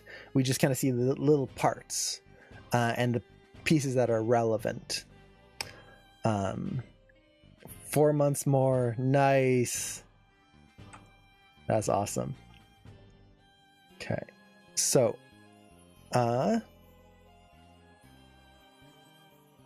so this one here, let's close that. Oh, and that's not the button I wanted. So the first one here is the reset pose button. And there's reset pose, reset translation, rotation scale. Okay. So the first thing we need to do for this, it looks like, is we need to snapshot the preferred default pose. So if I want this to be my default pose, I would select that, hit snapshot. Okay. So what this means is that I can now take my rig, go crazy with rotations, and really just go through. And if ever I need to reset things, I should just be able to select maybe the arm here and just hit reset pose. Yes. And there we go. That's actually pretty cool. I like that. That I can see myself using. And then they have reset translation, rotation, and scale, which is really nice because sometimes you might just want to reset one attribute. So that is really cool. And then let's see. Yeah. So that I could see myself using, especially at the start of a project. Or the nice thing with this is it's not resetting to a kind of default pose like this. If, for example, I was to pose out my character and create a character default pose. So a pose where maybe this character is more relaxed, get their feet into more neutral stance. And I'm just going to do this quick here. So something like that, I could snapshot that pose. And then if I'm posing out the character and I bring them off model or something like that, I could do even a facial pose. I could just take everything, reset the pose, and it goes back to that pose. That I love. That's really cool. Especially for like a project where you want to stay on character. Let's see. I might have missed something, but did you have to record the T-pose initially for the reset to work? Because I know I read that somewhere. I think by default, and I could be completely wrong on this, I think by default you can just kind of hit this button here and it'll snapshot everything for all the tools. But for this specifically, you have to snapshot the preferred default pose. So if you just open this tool up here, so open up that snapshot, it's the little one with the camera icon. So select everything, snapshot that, and then it'll reset back to that pose. Yeah, it's like mirroring, but mirroring has a different snapshot than this. They all use their own independent snapshots. Ooh, question about AM. Is it possible to take long breaks between classes so I can work around uni?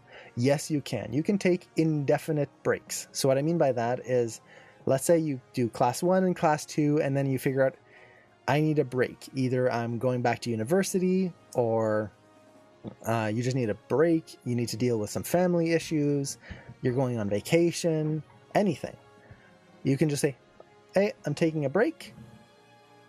And that's it. And then you can take a break for till the next term. So that would be 3 months. Or you could take a break for a year. Or you could take a break for 5 years. And then come right back right where you left off. So if you stopped at class 2, you jump in and you're at class 3. Good to go. The only thing you can't do is take a break midway through a term. So you have to finish the term first in order to take a break. This is just so that you're not jumping back halfway through a class or something. That the logistics of that is just a real pain. But as long as you get through a term, you can take a break for as long as you need.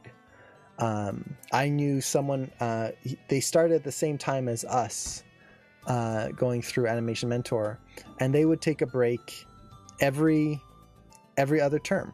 So they would do class 1, take a break. Do class 2, take a break. Do class 3, take a break. And this was because of their job. They would basically work for 3 months straight and then take a little bit of a break to do Animation Mentor, and then go back to work, then take a little bit of a break. So it worked with their schedule. So yes, you can definitely take breaks however you need. Now share keys. Sets keyframes to all common times for your selection. Ooh. It's useful when you grab a control that has no keys.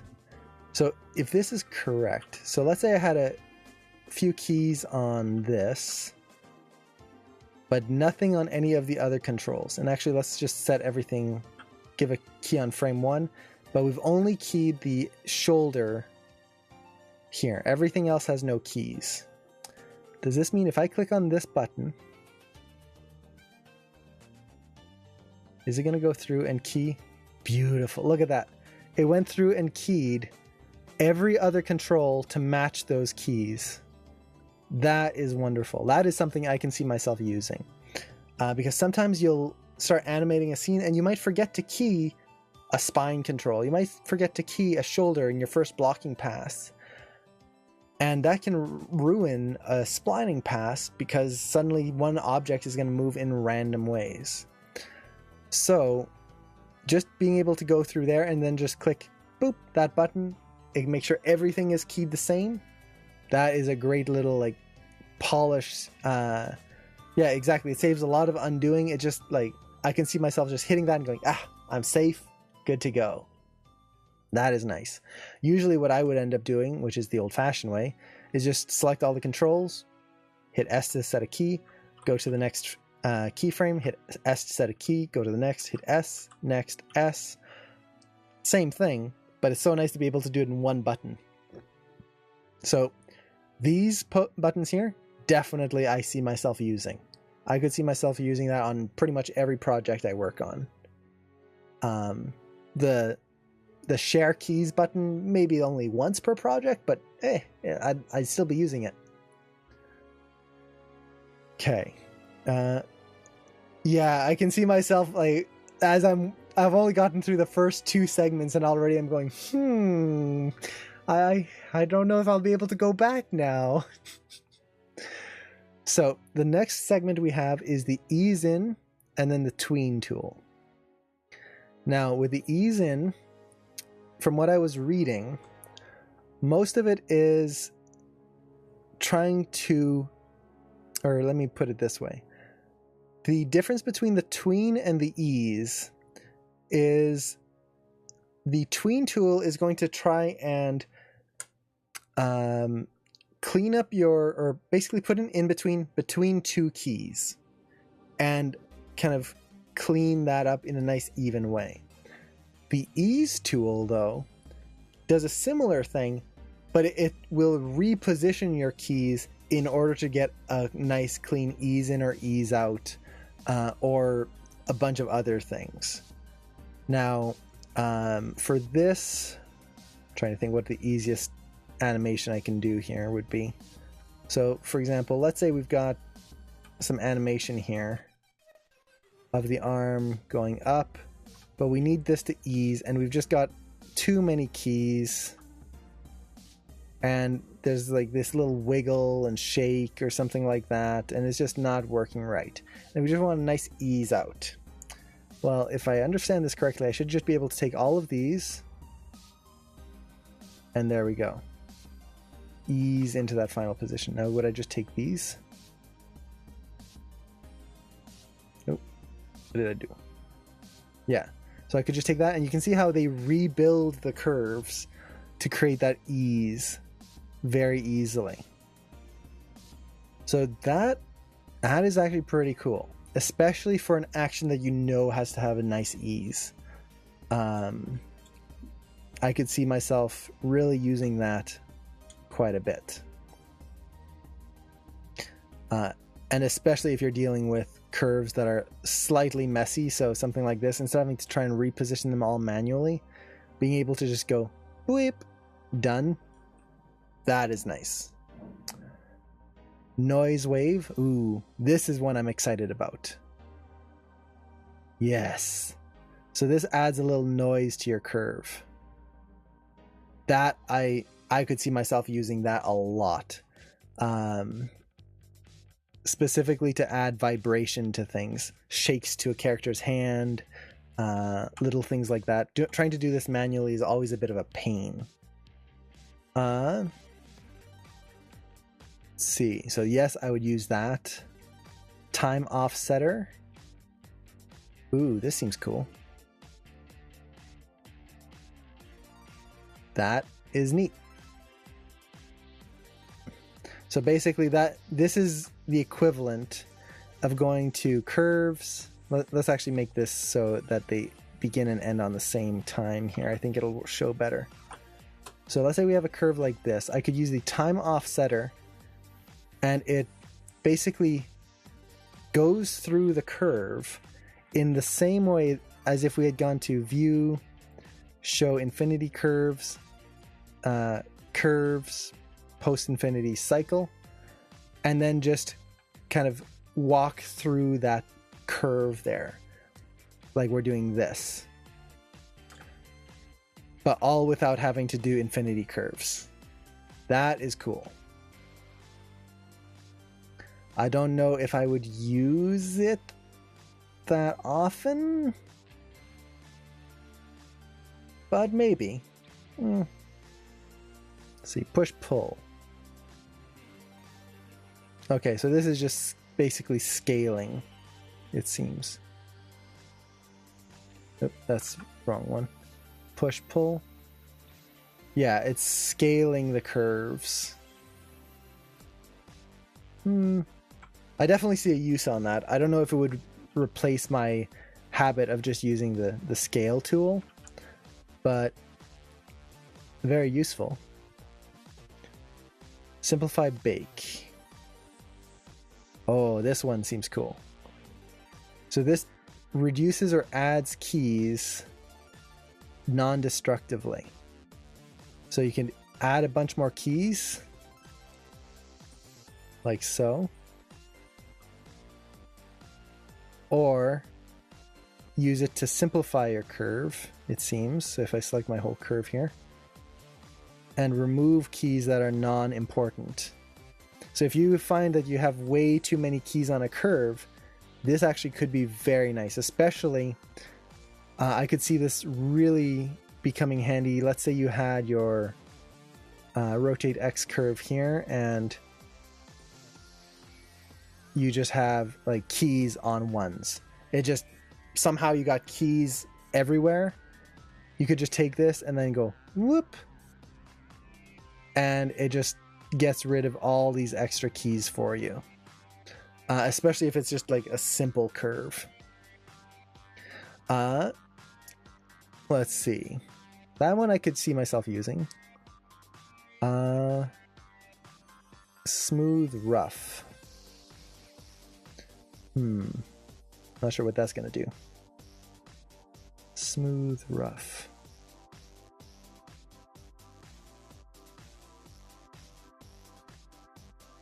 Okay, so it's just kind of amplifying the tangents more than anything.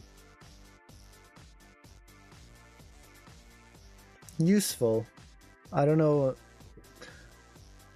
if I'd use it in any specific case, but maybe the smooth feature of anything, if anything, would be useful. Yeah. Let's see. Scale from average. Okay, so this is just scaling from the center. A good way to flip your curve very easily. That's definitely nice. So instead of having to go to edit, scale by -1, you can just go whoop, there you go, done. That is useful. Scale from default. Okay, so this will scale from the 0 line. Can you set your own default though?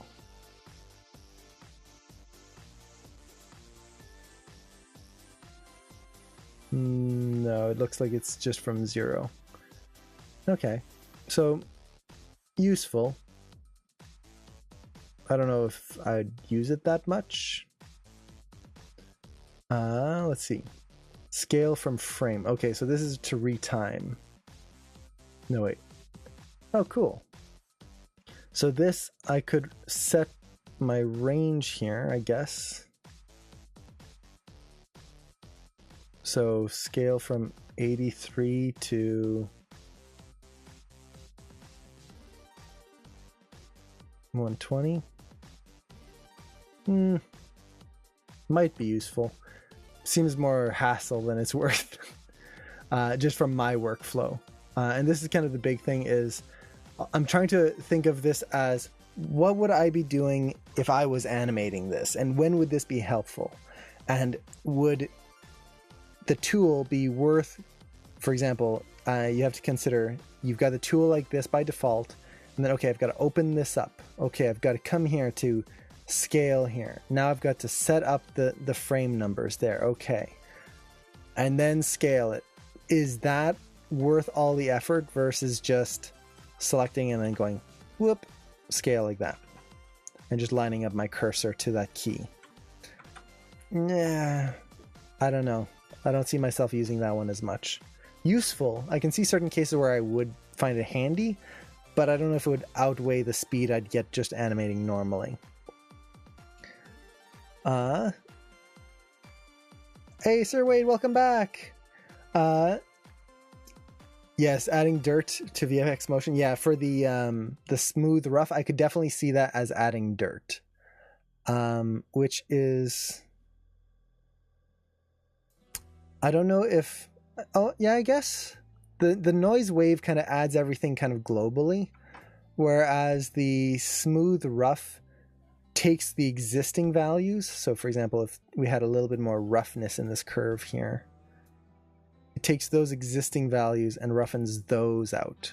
Okay, yeah, now I can see more use for that, because you're taking the actual animation that's existing and roughing that out versus the noise wave, which just adds kind of a global wave pattern, not a unique wave pattern.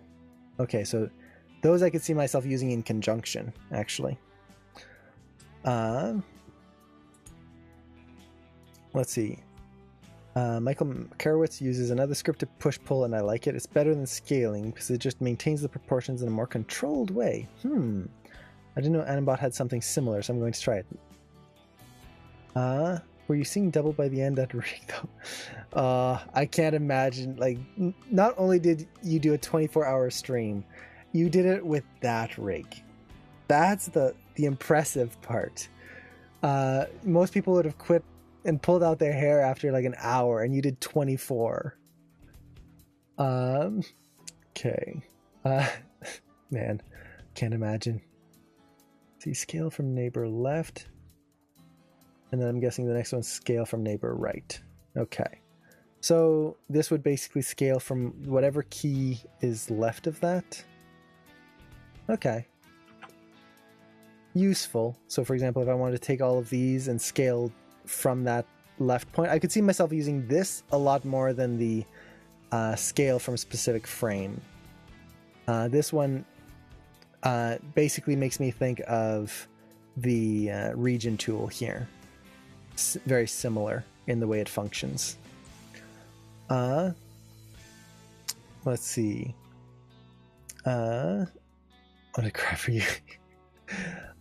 I see a question. When I try to render anything in Maya, the image pop up with Arnold written all over it. So if you're rendering with Arnold by default and you are getting the Arnold watermark over everything, this is because by default you have to pay for the default Arnold subscription to get the batch rendering. but there is a way to batch render without it. And I am trying to remember what it is. So when you're rendering by default, gonna have to try and remember this. It's render, and then you would usually go to batch render here. And that would batch render everything, but with Arnold, it'll leave a watermark. If I remember correctly. So what you need to do is, I think it's create backburner job. Is that it? No, maybe. I'll have to think about this. I know there's a way. I just haven't used it in so long. It's the same thing as a batch render, but the thing is with a batch render, you get to see. Is it render sequence? Maybe. Yeah, it's render sequence. So instead of going to batch render, you would render the sequence. The difference between the two is a batch render is something that renders in the background. So you can just do other things and let the batch render go on its own. Render sequence renders within the Maya window, so it locks up Maya. And this is kind of the bonus of paying for Arnold, is that you can render in the background.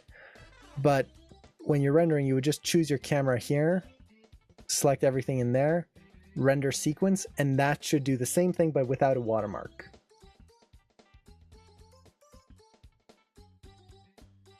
Yeah, I'm pretty sure that's it. So try giving that a try. Okay, and then here, let's see. So the last thing here is overshoot. So I turn this on. That means that all of these will now overshoot, not just go from 1 to 0. So I want to try the ease here. No, the ease won't have an overshoot. Okay, expected. Push pull. Okay. So that overshoots. Okay, nice. So that I can see being very helpful, especially in kind of just creating a little bit of an extra push in things. And Chandler, thank you so much for the follow. Let's see. So out of all of these, I can definitely see myself using them, especially the ease in, ease out. Just for the fact that I could take this little wiggle here and just go, ease, done. Oh, need a better ease right there. Ease, done. That is really nice. Or here, maybe this key's out of place. I could just take these, ease, done. And even though it might not be the exact curve I want, at least it fixes a lot of it and lets me focus on just quickly getting the curves in the right position. So I could see myself using that a lot. The noise, the push-pull, I can see myself, the simplify bake keys, that as well. Just for the fact of not so much removing keys, but adding them so that you can then kind of add more dirt into things. That I could see myself using. Very nice. So from there, we go into the tween machine. Now, tween machine is going to be very similar, but this is just going between keys versus reshaping keys per se. So for example, if I use this, yeah, you can see how it's not shaping both of them. They're just going between the two keys on the outer edge. So tween machine, yeah, that works like a tween. Blend to buffer, that's cool. So with this, you could buffer your curve, and maybe we change it here and you can see the old buffer curve right there. I can now take these and kind of bring them back towards that buffer curve a little bit. I don't know if I'd use that too much, but I could see a few cases where that might be helpful, especially if like you tweak your curves and, oh man, there was something in your buffer curve that you really liked, but you don't want to have to undo everything. That could really help.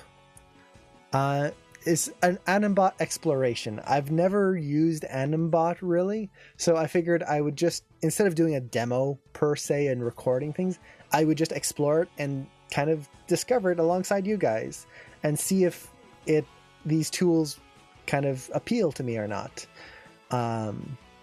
So we'll see.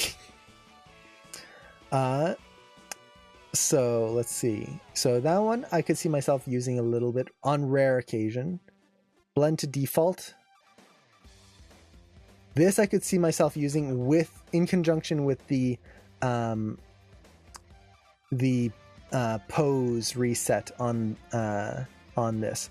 So you could have your characters in a nice dynamic pose, and then maybe you move the arm a little too much. You could use the blend to default pose to bring them back into that default, especially with a facial expression. Maybe just kind of bring back a little bit of the natural smile they have. That could be kind of cool. Blend to ease. So is this just going to... Okay, so it pushes that ease even more. It's almost just like the other one. You can just kind of go a little bit more extreme, I think. But maybe not even. Okay. I don't know why I would use this one versus this one.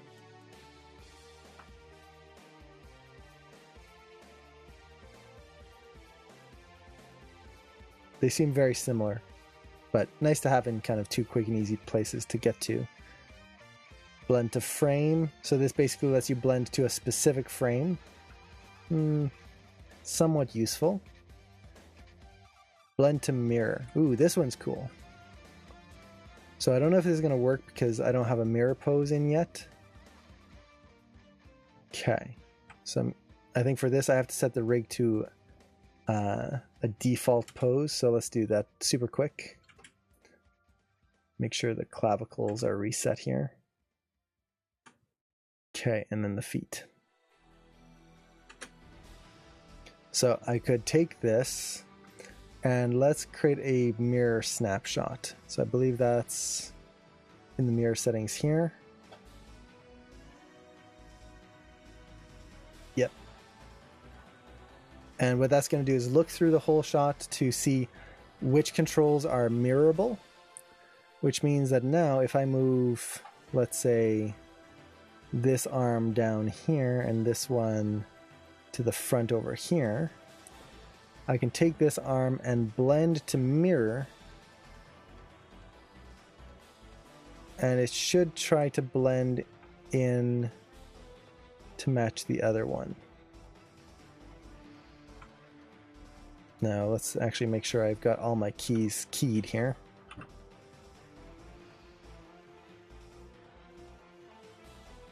Yeah, there we go. So that is useful. I could see myself using a little bit of that, especially for a walk cycle or something like that. Could be useful. More often, I would probably use the mirror options later, though, which we'll kind of get to when we get there. A little Danny, hello! So, blend to mirror, blend to neighbors, okay. I think blend to neighbors is going to be, yeah, very similar. Okay, I don't know if I use that very often. Blend to infinity. That blends to the infinity curve. Again, I don't know if I'd use that. I don't know. I can't really think of a situation where that would be like crucial. And then we have blend to undo. That one could be interesting. So if I moved my arm like this, and then I want to go back just a little bit, I could use that to go back, but not all the way, maybe just a little bit. Would I use that? I can't really think of a situation where I would. Because if I did a pose incorrectly, I think I would just repose it myself. But if it's like a small change and maybe, oh no, I should go back down a little bit, I could use that to kind of bring it back slightly, I guess. It is definitely interesting. I like the fact that it's there. I just don't see when I would use it. Overshoot lets you go further than 100%. Tweener Euler filter. Do a Euler filter pass when you create keys with tweener. Might be helpful. This is going to be mostly useful for if an arm rotates completely around.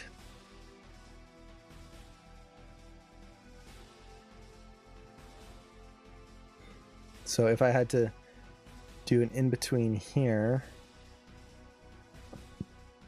if I don't have this turned on, what happens?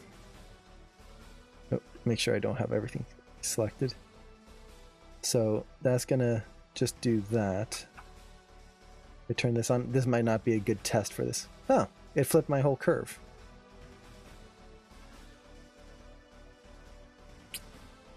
Maybe useful? I don't know. I'd actually have to have a situation where I'm getting bad Euler filter or a gimbal flip to see if it's actually useful. World space. Now this one I could see being very useful. So instead of calculating things based on the characters, the character space, it would transition things based on the world space. So for example, if I wanted this foot, I'm moving the root and I want that foot to be back where it was, I should just be able to turn that on. And yeah, you can see it repositions the foot back into place to match where it was before, even if the root is moving. So that is useful, because suddenly if you're doing a game animation where you're actually animating the root forward, you can easily keep the feet locked into position or in between the pose correctly versus in betweening a moving pose that is like this whole hierarchy issue that happens. That I could see being extremely helpful. Oh, take care, Greg. It was great seeing you again. Get some good rest, and I look forward to seeing you back in AM and seeing what you work on again. For me, that's useless when I just take the control and move it back. Yeah, that last one. Mm-hmm. But this one I can see. This one I actually really like. I'm trying to think, aside from game animation, anytime I'd really use that, but I could see myself using it. There are moments where that could definitely be helpful. So that's the tween tools. Useful. I think the basic tween and the ease function, there's a lot of really cool like specific tools within there, but the basic ease and tween I think are probably the most useful. Maybe for my own workflow, just because I would pin the world mode up here as well, just so I can easily select that, just in case. So yeah. Now here we have the tangent spaces, and this, from what it looks like, is just a quick way to switch between tangent types. But with that said, one thing I'm excited for, which I was reading about, is we have auto tangents here by default, and the thing with auto tangents is that auto tangents don't always pick the smoothest tangent. You can see it right here between these three keys. Look at the smoothness of this curve. This is one of my big things that I have with auto tangents, is you're always going to have to go in and adjust those curves manually to get the nice clean transition, not this little wiggle. But I believe here we have cycle match tangent. That's just going to match the tangent types that you currently have. But the second one, best guess tangent, this just angles things based on It just guesses which tangent to apply, so it'll apply things just what it thinks is best. But then we have polished tangents. And this one's the one I'm kind of excited for, because I think this one smooths things out. And basically it's like auto tangents, but just a little cleaner. I'm not a fan that it kind of offsets these though, unfortunately. Usually I want my extremes to be flat. If there's any overshoots to be made, I want to make those myself. Splines, just spline curves, clamped, stepped. Okay, so it just changes your default types. I would probably unpin clamped and spline. I never really use those.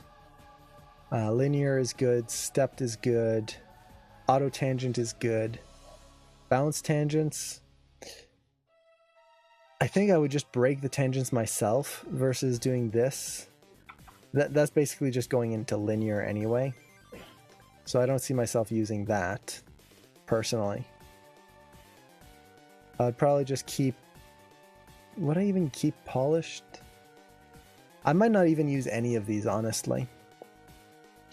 Just because when I go into my spline pass, and this is my personal workflow, I'm not saying these are not useful at all, but for my workflow, what I do is I'll just take my curves, hit auto tangent, get them nice and tangented, and then just go in myself and tweak what I need.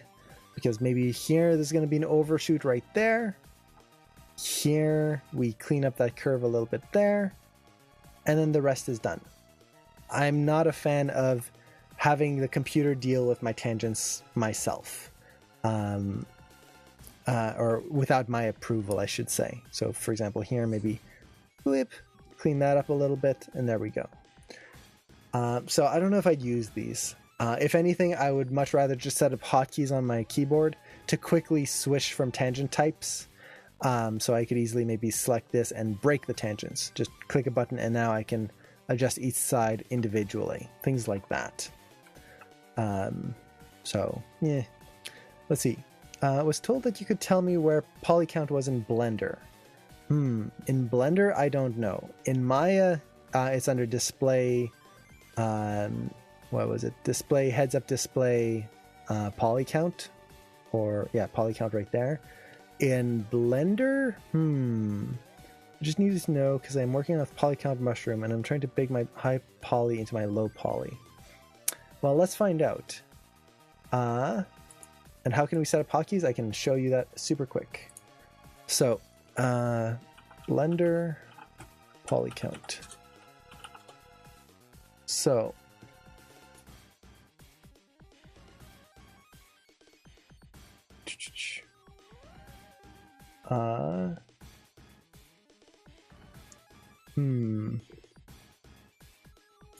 from what I see here, it's just in the top of the viewport, but let's see. So if you select the object and switch to edit mode, it should be there. Now, I don't use Blender, so I can't say for certain, unfortunately. But try that. Select the object and switch to edit mode, and it should be in the viewport somewhere. Now, to set up hotkeys, so like I was saying, instead of using these buttons here, I would set up a hotkey, and oh, it didn't work. Let's see, I'm going to be learning Blender actually in the next few weeks, so if I do find a solution, I'll try to remember. Well, let me write it down. The Polar Titan, awesome username. Polar Titan. The Polar Titan. Blender poly count.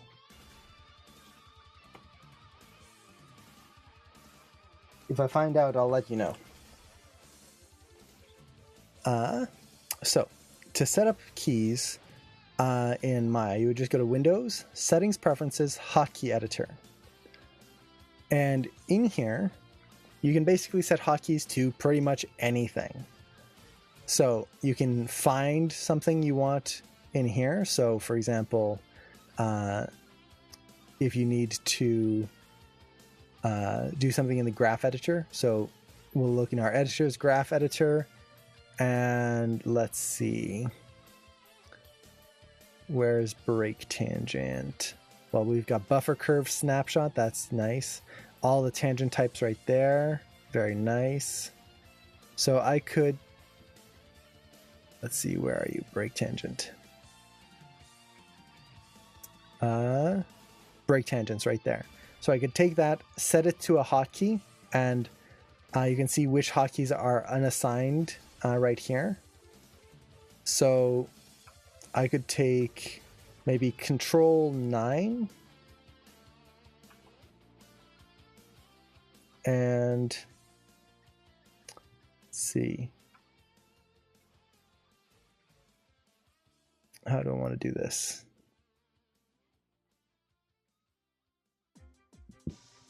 And then, oh, I've locked it. That's why. I need to duplicate my hotkey set. There we go. So editors, graph editor.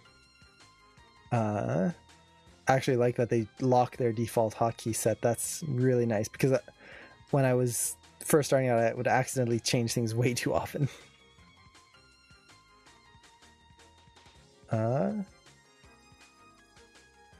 So I forget exactly how to do this in this new graph editor, but it's, oh, there you go. So search by hotkey. Oh wait, there we go. Select edit hotkeys for option and select the desired hotkey. So, oh wait, duh. I go right there. So you just click right there. Control Shift 9. So there we go. Hit save. And now if I need to break a tangent, Control Shift 9. And broken.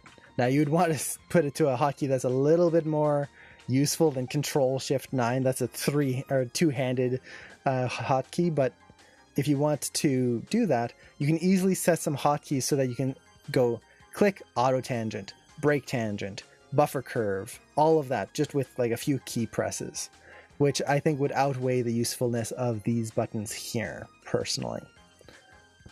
If I have 3 monitors on another monitor, oh wait, to all animators, do you like the graph editor on a second monitor or on the main viewport? Personally, on a second monitor. Since I'm streaming and I teach a lot of classes, I'm more used now to animating in one screen here, but I actually have 4 monitors. And when I'm animating on my own, I'll put the different windows in different monitors. So my graph editor will be on its own on another monitor. Instead of looking at, for example, typically I'm looking at my work camera and then my shot camera. I'm going to look at my shot camera and I'm going to tear off a copy and I move that onto another monitor. So I'll have my graph editor on one monitor, my shot camera is nice and big on another monitor. And this way I can easily jump between different things and like just focus full screen on something. I don't know if it's the dream. The one monitor is so far over that I have to get my head like over this way in order to see it. So I don't know if it's the best. Ideally, it would be nice if I had a mount that I could put it over top of one of my other ones. This way it's just kind of an eye dart over instead of a whole shift of the head. Let's see, I use my 2 monitors and my Cintiq as a third. That's a good setup too. Yeah, if you have multiple monitors, break it up. It makes it easier to get into fine detail stuff. Let's see, but displacement setting in Arnold and passes rendering for character, can you show? That's a really deep subject. I do have a demo I did a while back on displacement maps, though. I can re-upload it for you. So let me write this down. Re-upload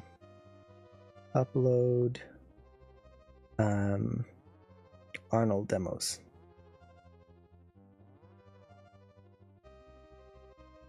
Because I actually did a whole demo going through all of the settings in Arnold and how to set it up correctly. So I can definitely do that for you. Tell us your origin story. I will just name you guys Pratt Bros. Like, how did you know about AM? We found out a bit about AM randomly. We were bakers before. I'll upload it on Twitch. So if you go to the top edge, you can see the videos button if you're on a PC. Do I cover? I think I cover passes in there as well. I'll have to double check. But it'll just be in the videos segment there. I'll try to get it up sometime this week.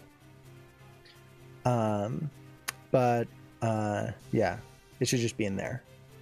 Oh, I don't like tweaking my curves on one monitor and then looking away to main for the adjustments, but a tear off under a graph edit would work. Yeah, I don't like moving my head too much as well.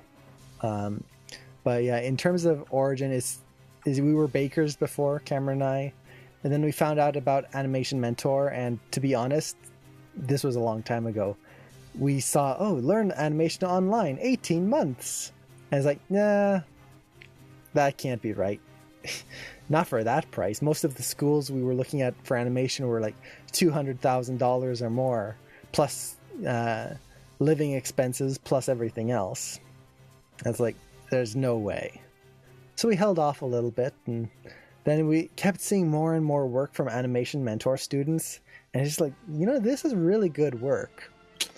Okay, we'll give it a try. And we enrolled.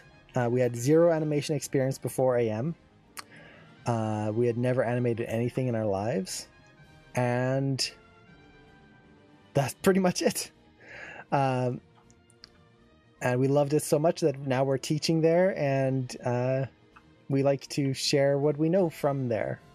So, I don't know how great an origin story it is, but there's really not too much to it. Let's see. So next segment here, we have the color keys options, which this, I believe, is just, it colors the key. Yeah. So yellow, green, and then this is smart tint keys. Okay, so that'll basically make it so that if I, for example, ease, that'll color green. If I tween, it'll color yellow. Oh no, it did green instead. Interesting. Maybe if I do it here. Okay. Interesting. Oh, it's because it's easing. Okay. So, coloring keys, useful, but I don't know if I would use it, honestly. Aside from demo purposes. If I'm demoing this to someone, or if I really need to keep track of a specific setup, maybe I'd use it. But the problem with this, to me, and I'm going to test this right now, is if I select this control here and hit S to set a key again, it automatically reverts to yellow. To red. So no matter what I color this as, once you hit S to set a key or maybe to refine your animation, it resets that color, which to me is more confusing. For me, it would be nice if it would set that color, and then on that frame, it would just keep it until I change it myself. But still useful. I can see myself using it to mark certain things, or for demo purposes mostly. For workflow, I don't know. Let's see. That was pretty much like me. I was like, I should pay for this, but here's some amazing stuff from there. Yeah, exactly. AM does courses all year round, every season. So it's 4 terms per year, and each term is 3 months. So in a year, you'll have 4 different terms, and it's a 6-term program. Which it doesn't seem like a lot of time, and yet it's a lot of time, and yet it's so short. It's a weird combination when you're in there. It's like 18 months, man, that's so long. And then you get to the end of it, and it's like, man, it's already over. Jeez, like I wanted to go for longer. it was odd because it was a school that I did not want to end. That was a strange effect there. Okay, so the next segment here. Now this segment I think is going to be a really useful one. The first option we have here is selection display, which basically shows you, and it's not going to be useful. Okay, there we go. It shows you all the items you currently have selected. Now, is that helpful? Yes and no. The reason I find this is not helpful, looking at this right now, is it shows you the namespace of the rig. That's Jules render : Jules shot ready anim : all of that. That sucks. It would be so much better if it just showed the name of the control, or if you could turn that off. Now you could make it bigger, but it just makes more stuff to read. But with that, like, that's a minor nuisance. It is nice to be able to just go, I need to select a finger control, and instead of having to zoom in and find it, click here. Oops, wrong button there. Just click on this. And then go, okay, I need the base of the ring finger. There we go. So I could see myself using that on a heavy rig, or if I didn't have a GUI picker. And it didn't end for you. No, I don't think Animation Mentor will ever end for me. I think I'm going to keep going as much as I can, even if it's just volunteering here and there and doing a little something. I honestly don't want it to end. It's so much fun for me. So the next thing, and this is something I think could be useful. Oh, did I copy a key or copy something here? No. Okay, good. So the next thing is selection sets. So if I click on this button here,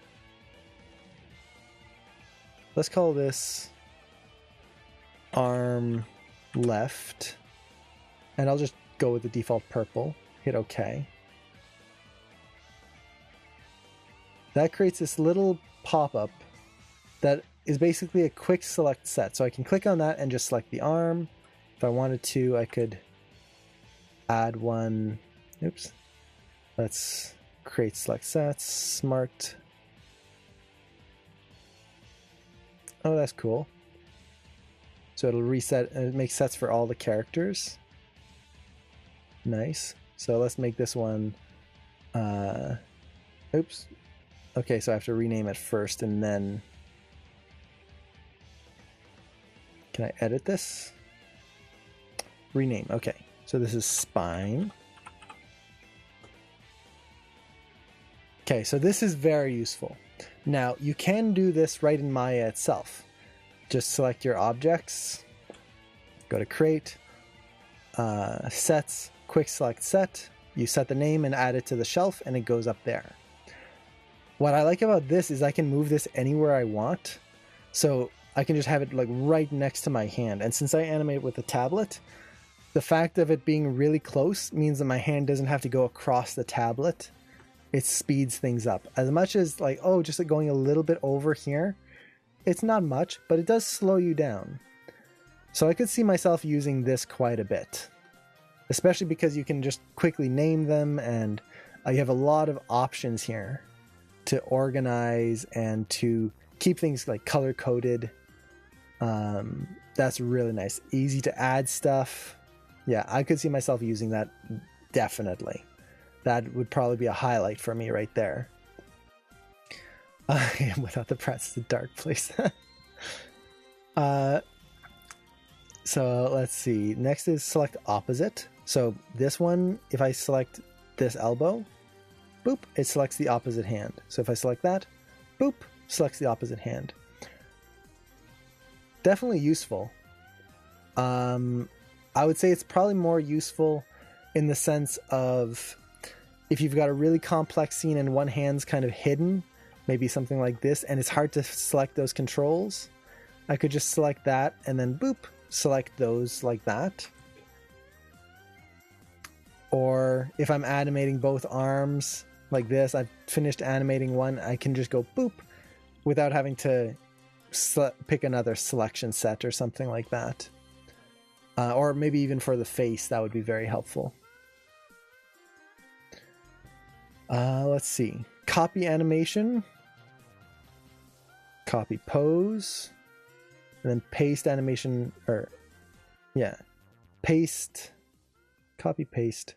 Okay, so that's just copying your animation.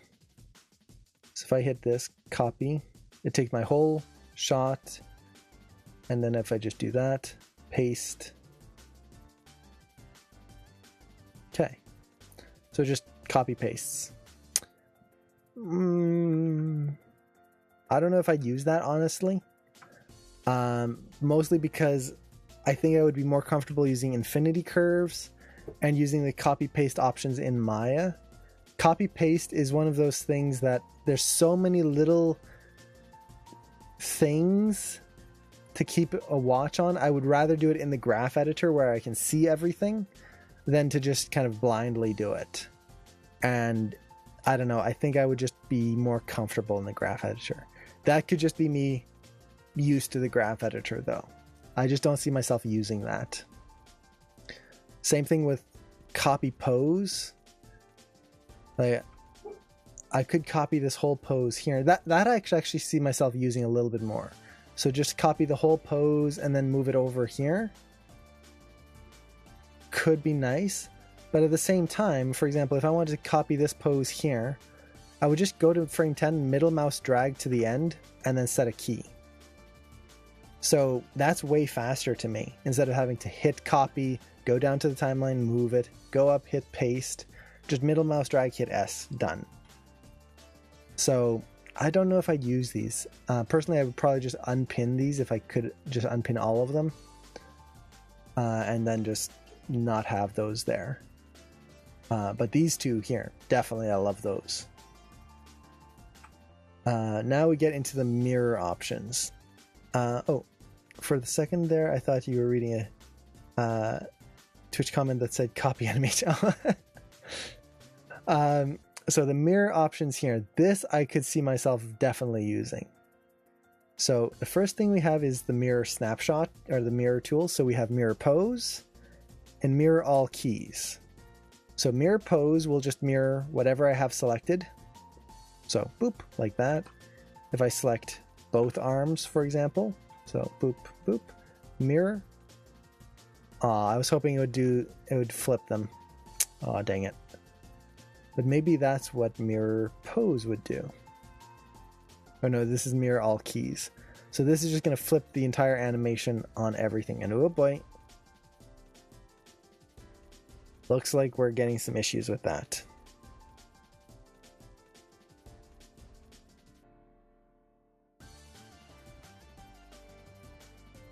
Okay. Definitely something I would use. It's really just that, it's mirroring, putting one side to the other.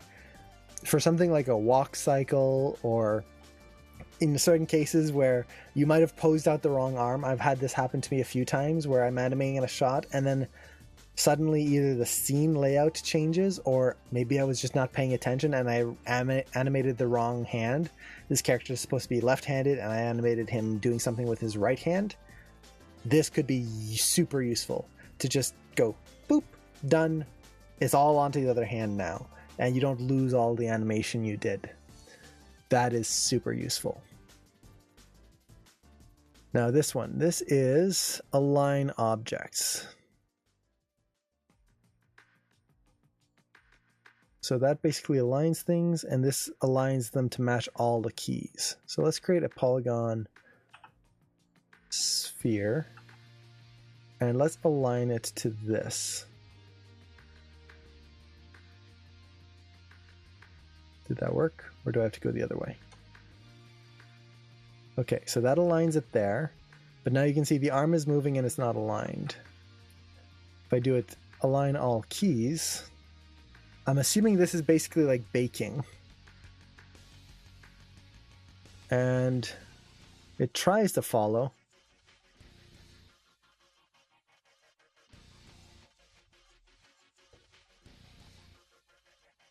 Is it because I don't have enough keys on here? So this might be a situation where I need to take my animation and hit that button here, share keys, so it keys everything properly. Already I can see myself using that so much more.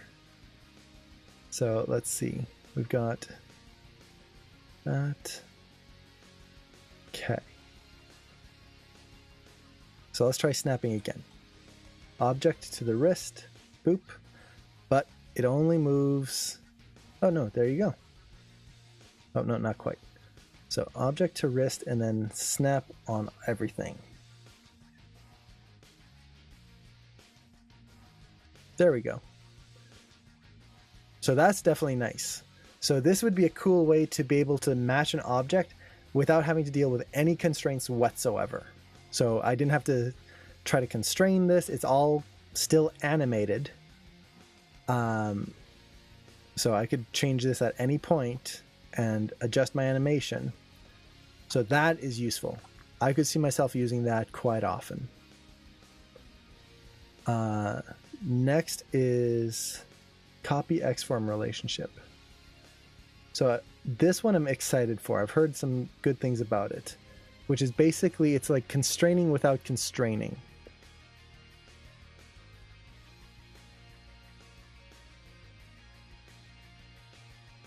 So basically you would take the object, let's kind of put it into the hand of the character here. And I'm going to get rid of all the animation on it.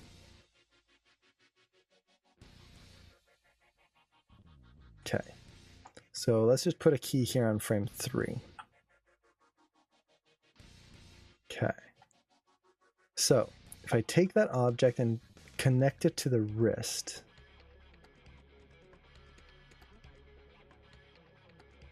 let's see.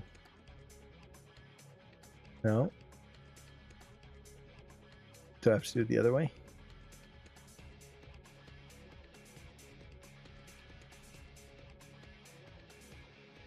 Okay, let's see. So, creating a node or connection in your scene, everything happens on the fly. The basic use is very simple. You copy the relationship of selected objects and paste it somewhere. Okay. So, copy and then control click.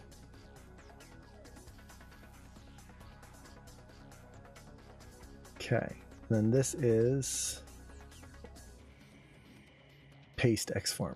Okay, so if we take this, that copies it. I go here, do I just paste it? Oh, no. So I have it the other way. Let's try it this way. So copy the relationship, go over here, paste. Okay, and then just puts it there. Now I move it, I would need to hit paste again, and now it's following along. So it's like a quick snap function. Definitely useful. I'm very comfortable with constraints, so I don't know if I would use this personally, but for a quick setup where I want to create constraints but without actually having to create constraints, which I actually do quite often, I could definitely see this being a very nice shortcut to repositioning things and not having to fight everything myself. Let's see. And then there's copy world space. So this is just instead of the individual items, it's actually copying the world space of the relationship. Okay. So basically what that would allow is if you're having more complex motions, it'll make sure there's no sliding of objects. I could see myself definitely using both of these. Definitely. Now, if you were forced into having a superpower, what would you have? I would have the ability to choose if my drawings come to life. Ooh, that would be a tough, like that.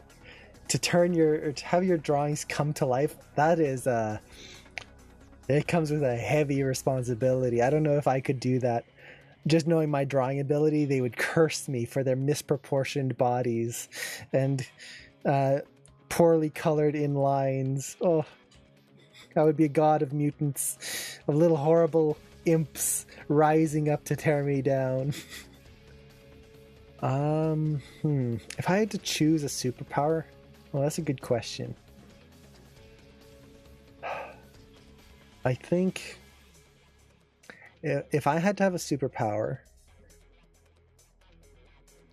I think my first go-to would be the power to heal. So kind of like Wolverine's ability of healing, but to be able to pass that on to someone else. So like to be able to pass that healing on to another person. Now, like you said, all superpowers have weaknesses. So the way I always thought of that weakness would be that you would have to take on whatever you heal. So like if you heal a broken arm, then your arm would break or something like that. I think I would still go for it, probably. Healing would be nice in the sense of like Wolverine's healing power, but that basically comes with immortality, which I do not want. To be so like your healing power is so good that you live forever, it would be awful. Ugh. It would be terrible. Full Metal Alchemist all the way. Yes, that would be a good one. But yeah, I think probably the power to heal if I had to pick. Okay, so let's see. Selection attribute space switcher. Ooh, this one is cool. So this basically allows you to switch on the fly different attributes on your rig. So for example, the arm here, if I was to switch this to follow line on or off, this is going to change a lot of how the arm is positioned, especially if I change the body here. So if I change the body here and then switch my follow line, you'll notice there's a big pop in the arm. The follow line basically controls how this arm follows the body. But with this, I could select this and switch that on or off, I believe. And it automatically switches it and snaps it, which is awesome.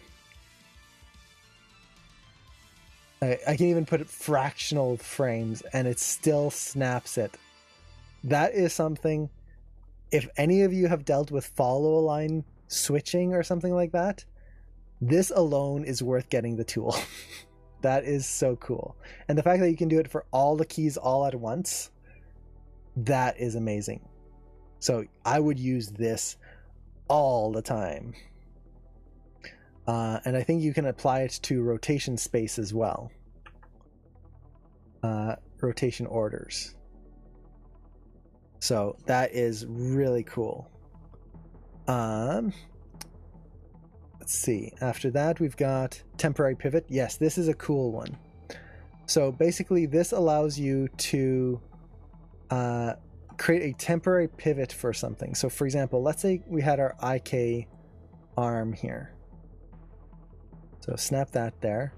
And by default, the hand pivots from the wrist. Great. But what if the character is supposed to put their finger on something and pivot their hand from there? Well, with the temporary pivot right here, I could just click on that, move this pivot point to the finger. So get it into place, maybe around the index finger right there.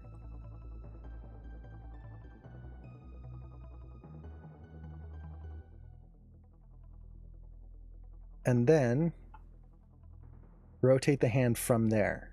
That is huge. I love that. So if you're having a character swing a sword and then the sword is pivoting from their hand, but then it hits something and you want kind of the blade to hit and their arm to swing out like that, so it comes in here and then like that, that would be so easy to animate with this. So this is a tool I would definitely use. And you can easily switch this to, for example, if I select this object, temporary pivot to last object. So if I do that, oh no, doesn't work. Did Animbot just crash? Did I crash Animbot? Oh no, there it is. I'll just have to move it up again. Phew.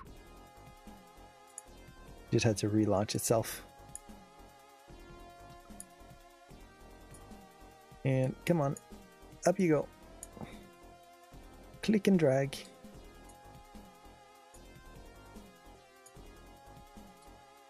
Oh, I can't grab it. Okay, so, worst case scenario, let's just grab our graph editor and put it under the Animbot plugin, and that'll boost it up. Haha!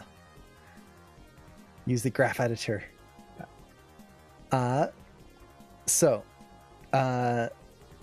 We've got the temporary pivot. Yes, definitely I would use that. Now we have the micro manipulator. This is basically, from what I saw, it just basically adds more finesse to your manipulator. So for example, if I need to rotate the hand here, and let's switch this to object mode.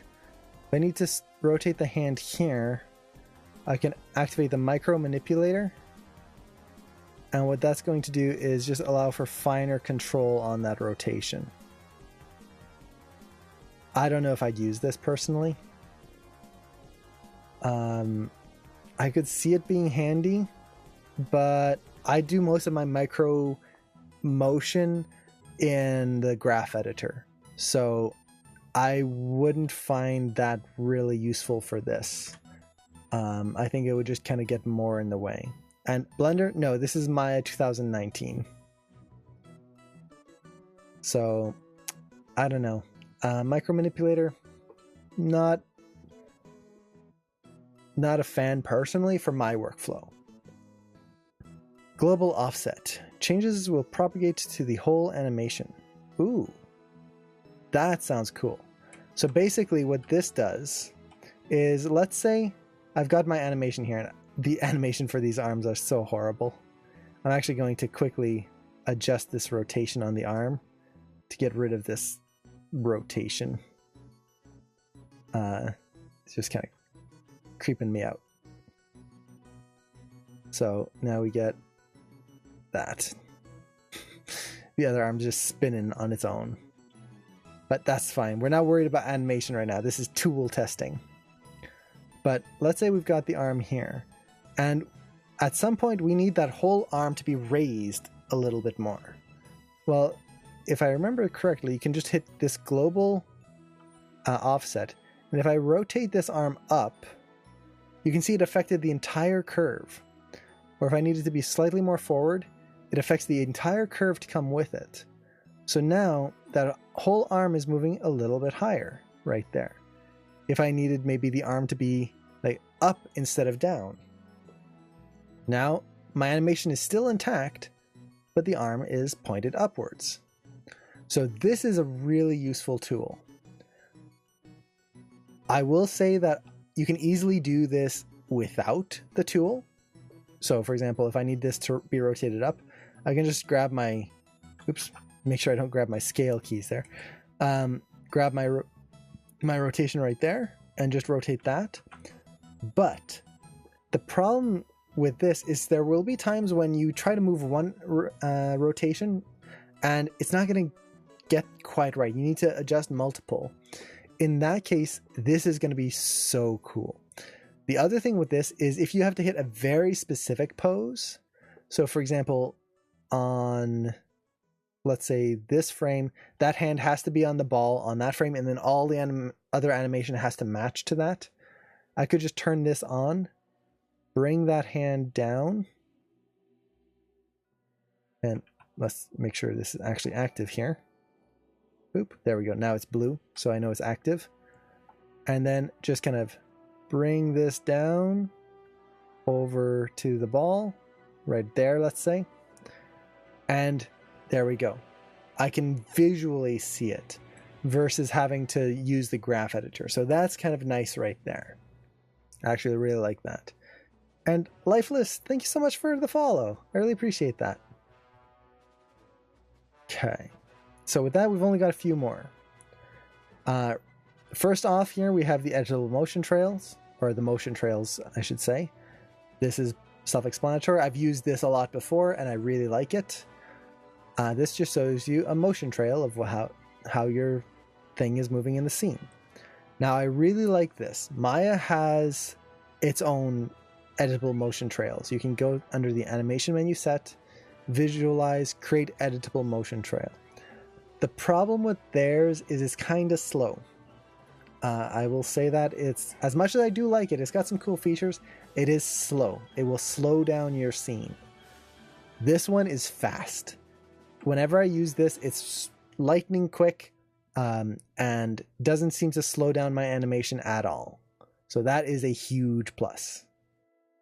Now you do have a bunch of options in here, so you can offset the trail. So that way it offsets the position of the tracking point, which I'm not sure how that works. Oh, do I have to select the motion trail? Okay, there we go. So you can track from a wider point. Now, why is this helpful? If you're tracking from something like the nose, and let's actually do that here. Let's actually show it. So let's say we've got a little bit of animation on the head here. And I'm just going to take my rotate Y.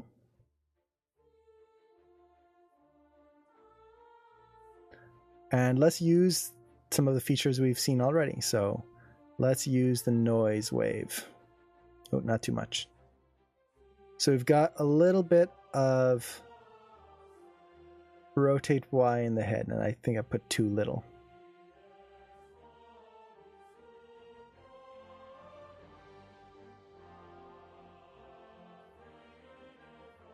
So you've got this subtle shake in the head, and we want to track the nose. Well, one nice thing with this editable motion trail is you can actually select parts of the body. So, for example, I could select the face here, select a vertice on the nose, the end of the nose there, and then use the motion trail to track that. That's really nice. I believe Maya's can do that as well. So that's going to be a little slow. It's showing the status of updating the trails, but it's taking forever. So let's try to cancel that. Oh no, it doesn't want to cancel. But anyway, you could track that, and what's going to show is a tiny little trail just going back and forth, back and forth. But offsetting the trail, you can pull it out. So if you have that same little motion, suddenly the further it is from the source, the bigger it will be on screen. So if you're dealing with a tiny subtle rotation, you can just offset that curve and it'll be much more easy to see, much more visible, which is going to give you better results. You're not going to have to deal with just these tiny little trails, and this is taking forever. Yes, it is. It seems like when I first heard about it, it's like, I guess it's helpful. And then just testing it in a scene a while back, I was using the motion trails from Animbot, and it's like, this is really useful. I really like this tool. So yes, definitely the motion trail tools in Animbot are a heaven sent tool. It is so nice to be able to use these. So let's actually just track this control here. Hopefully it won't take too long. There we go, a little faster. So, offsetting, really nice. What else do we have? Orientation tracking. Oh, that's cool. So this basically gives you a graph, or makes the trails a little bit more it gives this kind of 3D depth to it, so you can actually track the orientation of it. Now this is kind of hard to see here, but if you kind of hover over this, it shows a good example of like that rotation happening or the spin of the dragon. That's very useful. I like that. Let's see if I was to rotate the hand here. Yeah, you can see how it changes that orientation right in there. So, very nice. I like that. Especially for a complex creature shot, that would be really cool. Let's see, styles. Okay, this just changes how the trail looks.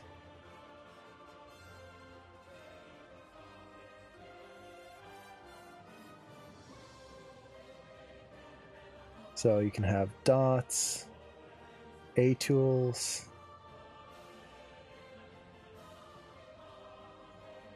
Gimbal lock temperature. Ooh. That might be useful. Noise temperature. Ah. That's also useful. Kind of gives you an indication of where things are having a lot of rotation or a lot of extra noise. Don't know if I'd use it, but depth temperature. So this is how far away the curve is from camera. This is nice. So if you have a curve that's going like this in and out from camera, this is very useful, because let's say you've got a scene like this and you're looking at the curves just normally. It can be hard to see what's going on. What's close to camera, what's far from camera, can't really tell. Depth temperature, boop, we can easily see the red is close to camera, blue is far away. So we can see how the object is going further away, comes in closer, and then goes further away again. That's actually really cool. I like that. I don't know if I'd use it that often, but I think it would be helpful in certain cases, definitely. Let's see, what else do we have? Okay, so this basically shows just a portion of the trail. So if I just want to show 6 frames around what I'm doing, that'll just show that. This way you're not seeing the whole thing. What else do we have? Motion trail space. Okay, so this changes where the motion trail is being tracked from. So this is more helpful if you have a moving camera. In this case, we're not going to see a difference. But if you have a moving camera, this becomes so important. And then spacing temperature. Let's see that. Ooh, that one's cool. Missed that one. Yeah, I could definitely see myself using this one.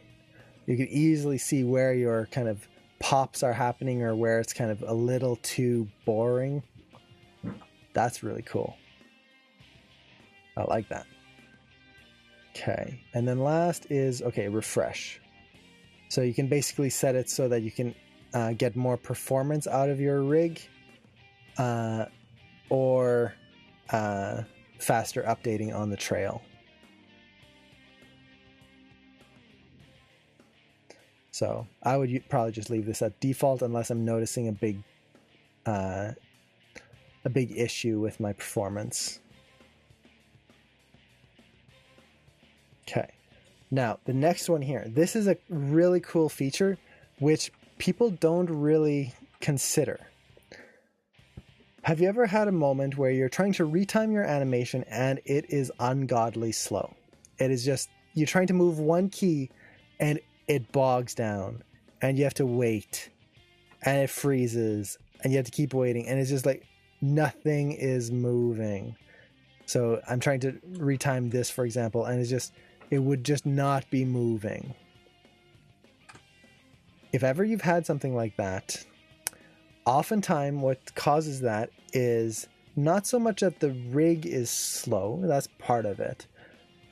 Part of it is because you've got a lot of animation going on, but the big part is that Maya is having trouble refreshing the viewport and updating the keys at the same time.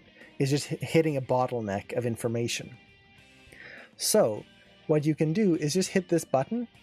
And what this does is it stops Maya from doing anything with the viewport.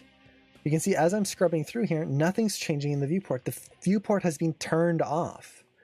What this does is it makes the graph editor blazingly fast. You can see, like, I'm just dragging my keys in here now. Look how fast that is. There's no delay that's happening right now. So if ever you need to like readjust a bunch of timing, you could turn this off, turn off your viewport, do all your retiming, turn it back on, and then see what the results are. That is huge, especially when you're dealing with a heavy scene. That can speed up your workflow immensely. Now, there is a way to do that in Maya itself, which is not typically what you would expect. Basically, what you need to do is just not show the viewport. So one way to do this is just to go to Panels and switch your panel, your main viewport panel, to something like the outliner, like this. So now we just see a big, huge outliner, and because it's not refreshing an actual camera viewport, your speed is going to go up through the roof. Once you're done that, go back to Panel, set it back to a perspective camera, and you're good to go.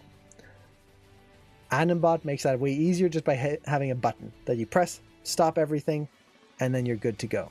So that is huge. I see myself using that a lot. Now we've only got two more options here. So the first one here is time bookmarks. So this basically allows you to bookmark a section on your timeline. So for example, if I select here, I could click on this bookmark there and maybe call this, this is the part where it overshoots. We'll say overshoots. Set the color I want and hit OK. And right there we have overshoots.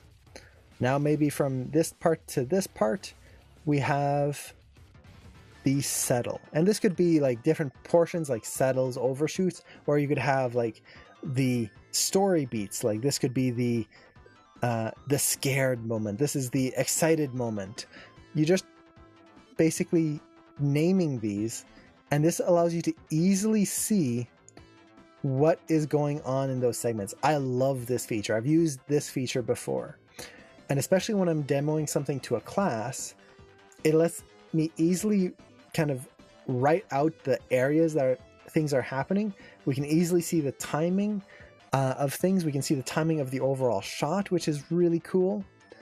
And then we have let's see, go to a time bookmark. So now you can easily kind of set your time range just by clicking one button. It goes to that whole time range. I could go to the next one, boop, right there. So now instead of having to manually reset my time range right here on the time slider, I can just easily, okay, I want to look at my overshoots. Boop, there we go.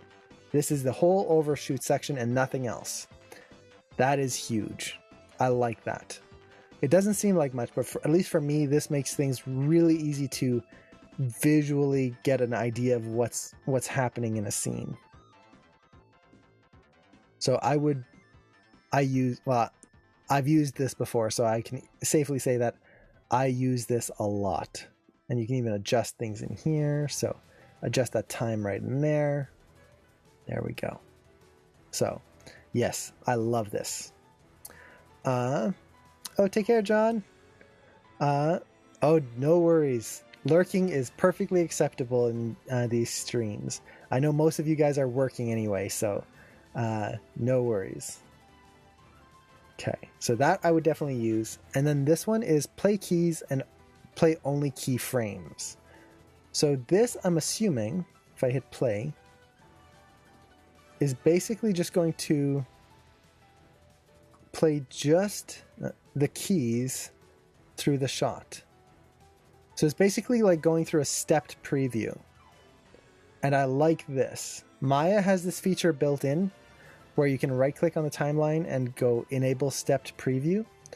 The problem with that is most often, and I've seen this in a lot of the rigs I've worked with, not just the Animation Mentor rigs, but a lot of rigs, what ends up happening is that the rig explodes a little bit.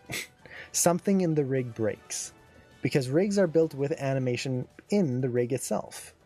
So if that animation within the rig is set to step mode, it breaks something.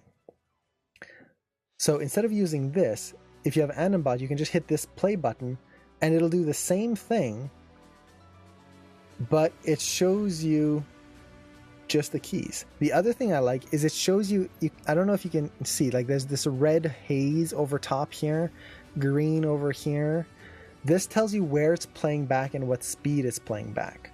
Red is below 24 frames per second, green is 24 frames per second. So it's showing you like the actual playback speed you're getting within your viewport, which is really cool. And for anyone who's jumping in, sorry about the horrible animation. It is awful. I'm just testing Animbot right now, so we're just kind of moving things randomly to get things to test. And Felicia and Tiki, hello! So let's see, we've got that. Play on ones, play on twos, play on threes. So this basically just sets it so that your animation plays on ones, twos, or threes, which is actually really cool if you want to kind of get a feel, especially on twos. I would see myself using that quite often, twos and fours. But just having the play keys only, that is really cool. So I think that's actually all the tools for Animbot. So there are other options in here, but these basically just like you can quickly apply Euler filter there.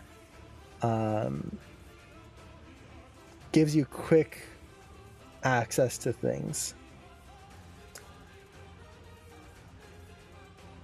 So yeah, for the main tools, yes, it is science.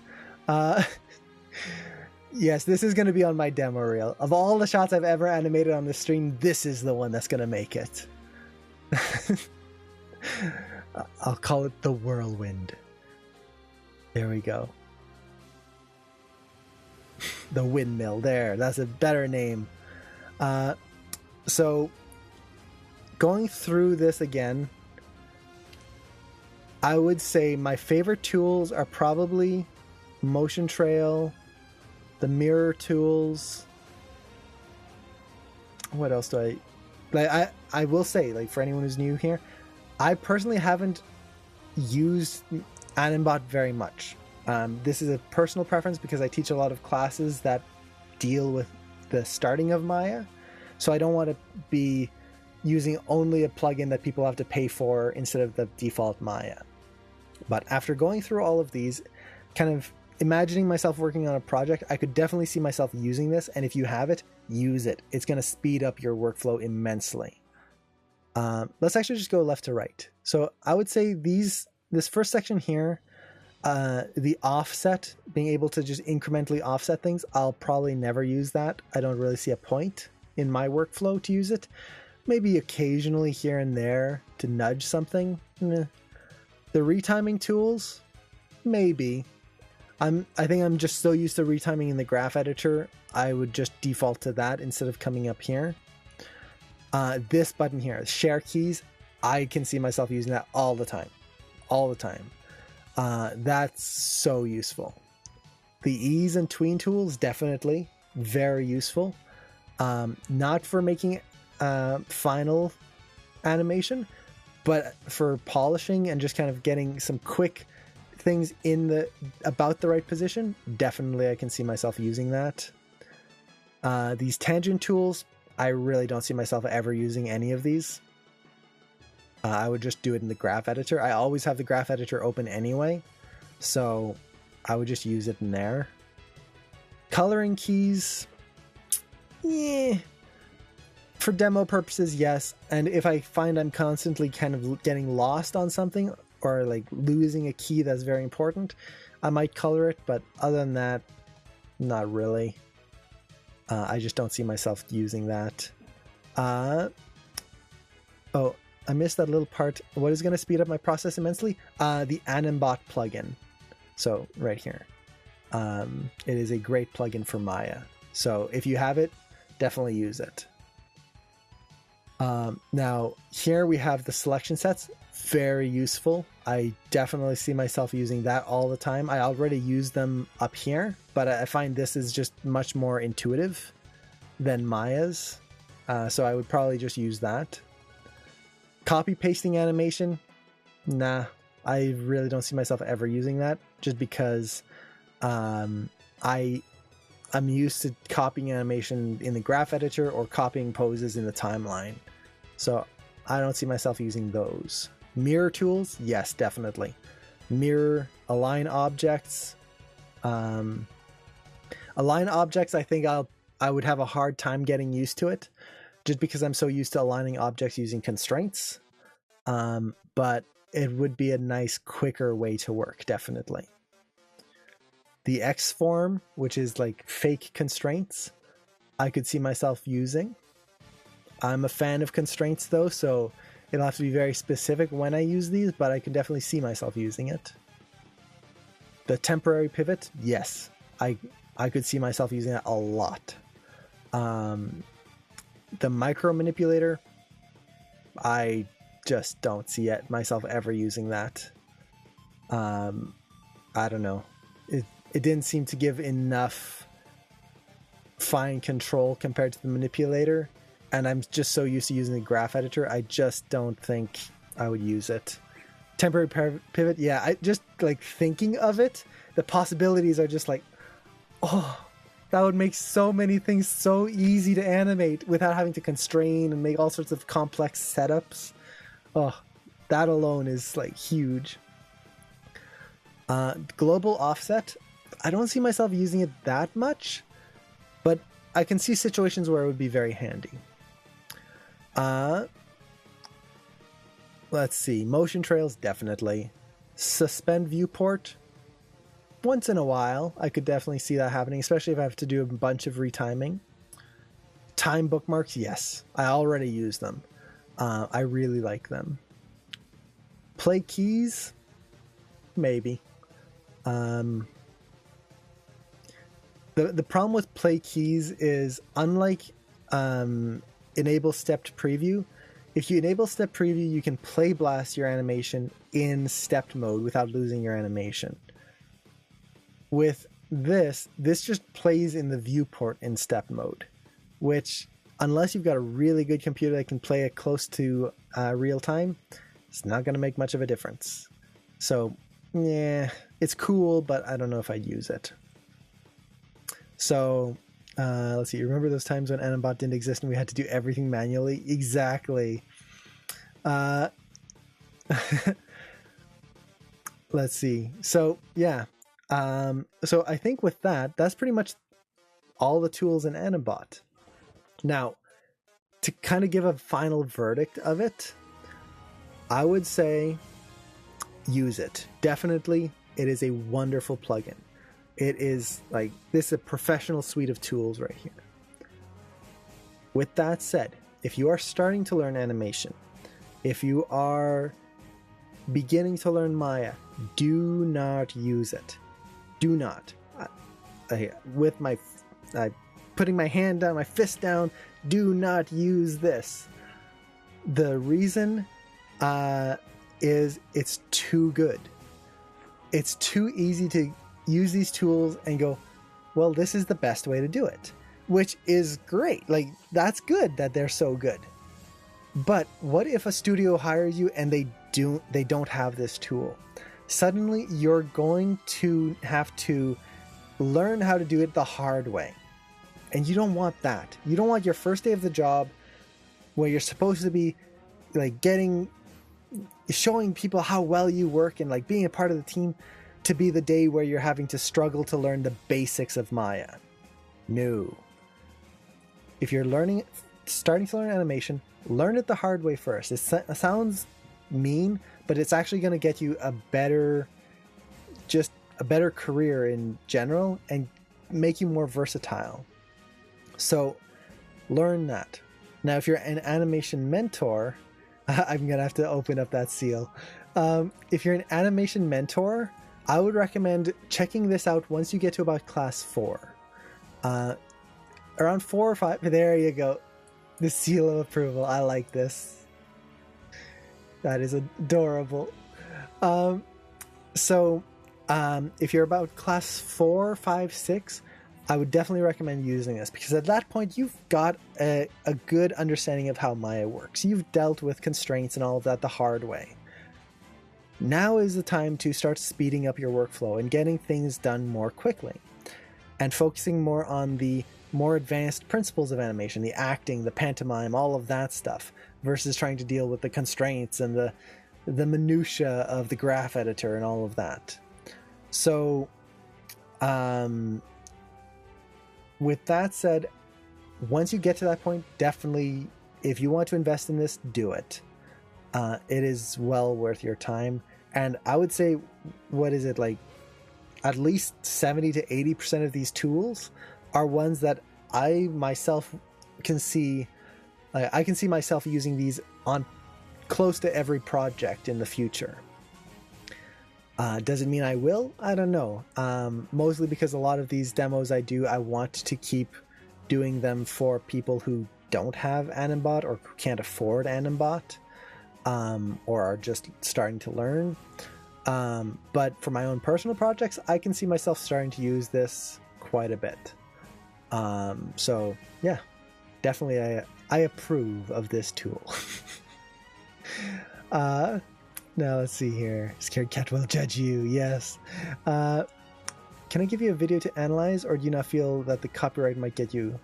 It depends on the video. I also have to get going pretty soon, but if there's something specific you want me to take a look at, definitely let me know.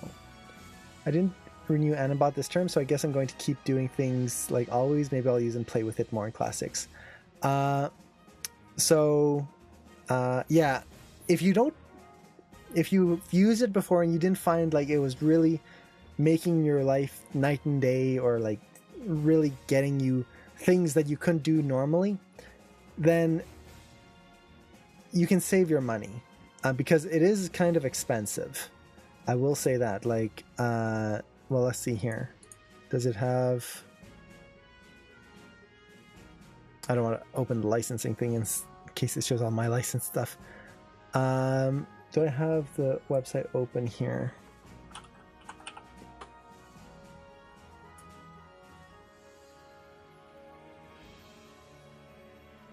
So let's go to the pricing. So like if you're in the eco mode, it's $5 a month, which isn't bad. But as a student, that's still, it adds up. Pro $12 a month, and then premium $33. So that adds up, and then you can also get a lifetime. The problem with lifetime is you don't get any of the updates. You have to buy every update yourself, which kind of sucks. So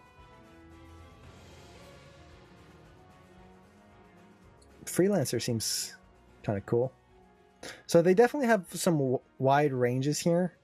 But yeah, definitely recommend it if you can afford it and if it seems interesting to you. Do you know any animator who stream accepting you and Sir Wade? I do know a good one is Sean Lee. He's actually a Disney animator.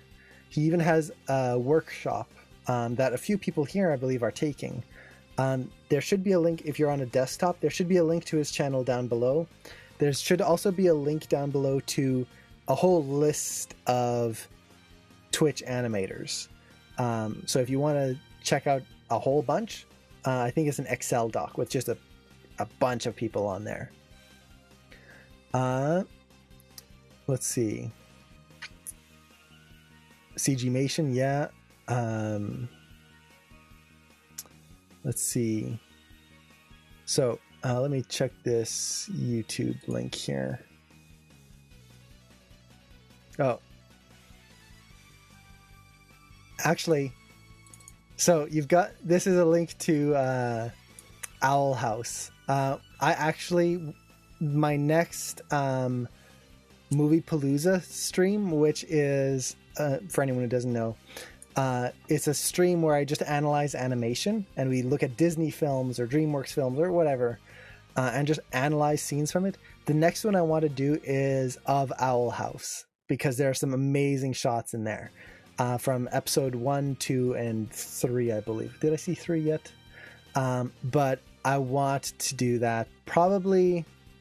It's either going to be Friday or Saturday. I'm trying to figure out when a good consistent time for those are. Yes, we are having movie paloozas again. We've done 2 of them so far. We did Moana, and we did one on facial expressions, facial changes, in which we looked at Wreck-It Ralph, Moana, and Tangled. Yeah, it's probably going to be, I'm thinking Saturday, just because I know most people are working on their assignments Saturday, so it might be kind of a nice little break, versus on Friday when people are working. So, okay, so 23 is when the blob creature attacks. Okay, so I can take a look at that when we do the movie Palooza this weekend. Oh, my pleasure, Doomtoon. I'm glad you like the mirror one. I know that that was a big one for me. Oh, when did this happen? When did it happen? Like 2 weeks ago? Something like that? Oh, my pleasure. So let's see. I want the whole part of his swing back and forth while attacking. Okay. So let me write that down. It's 1423. Blob monster.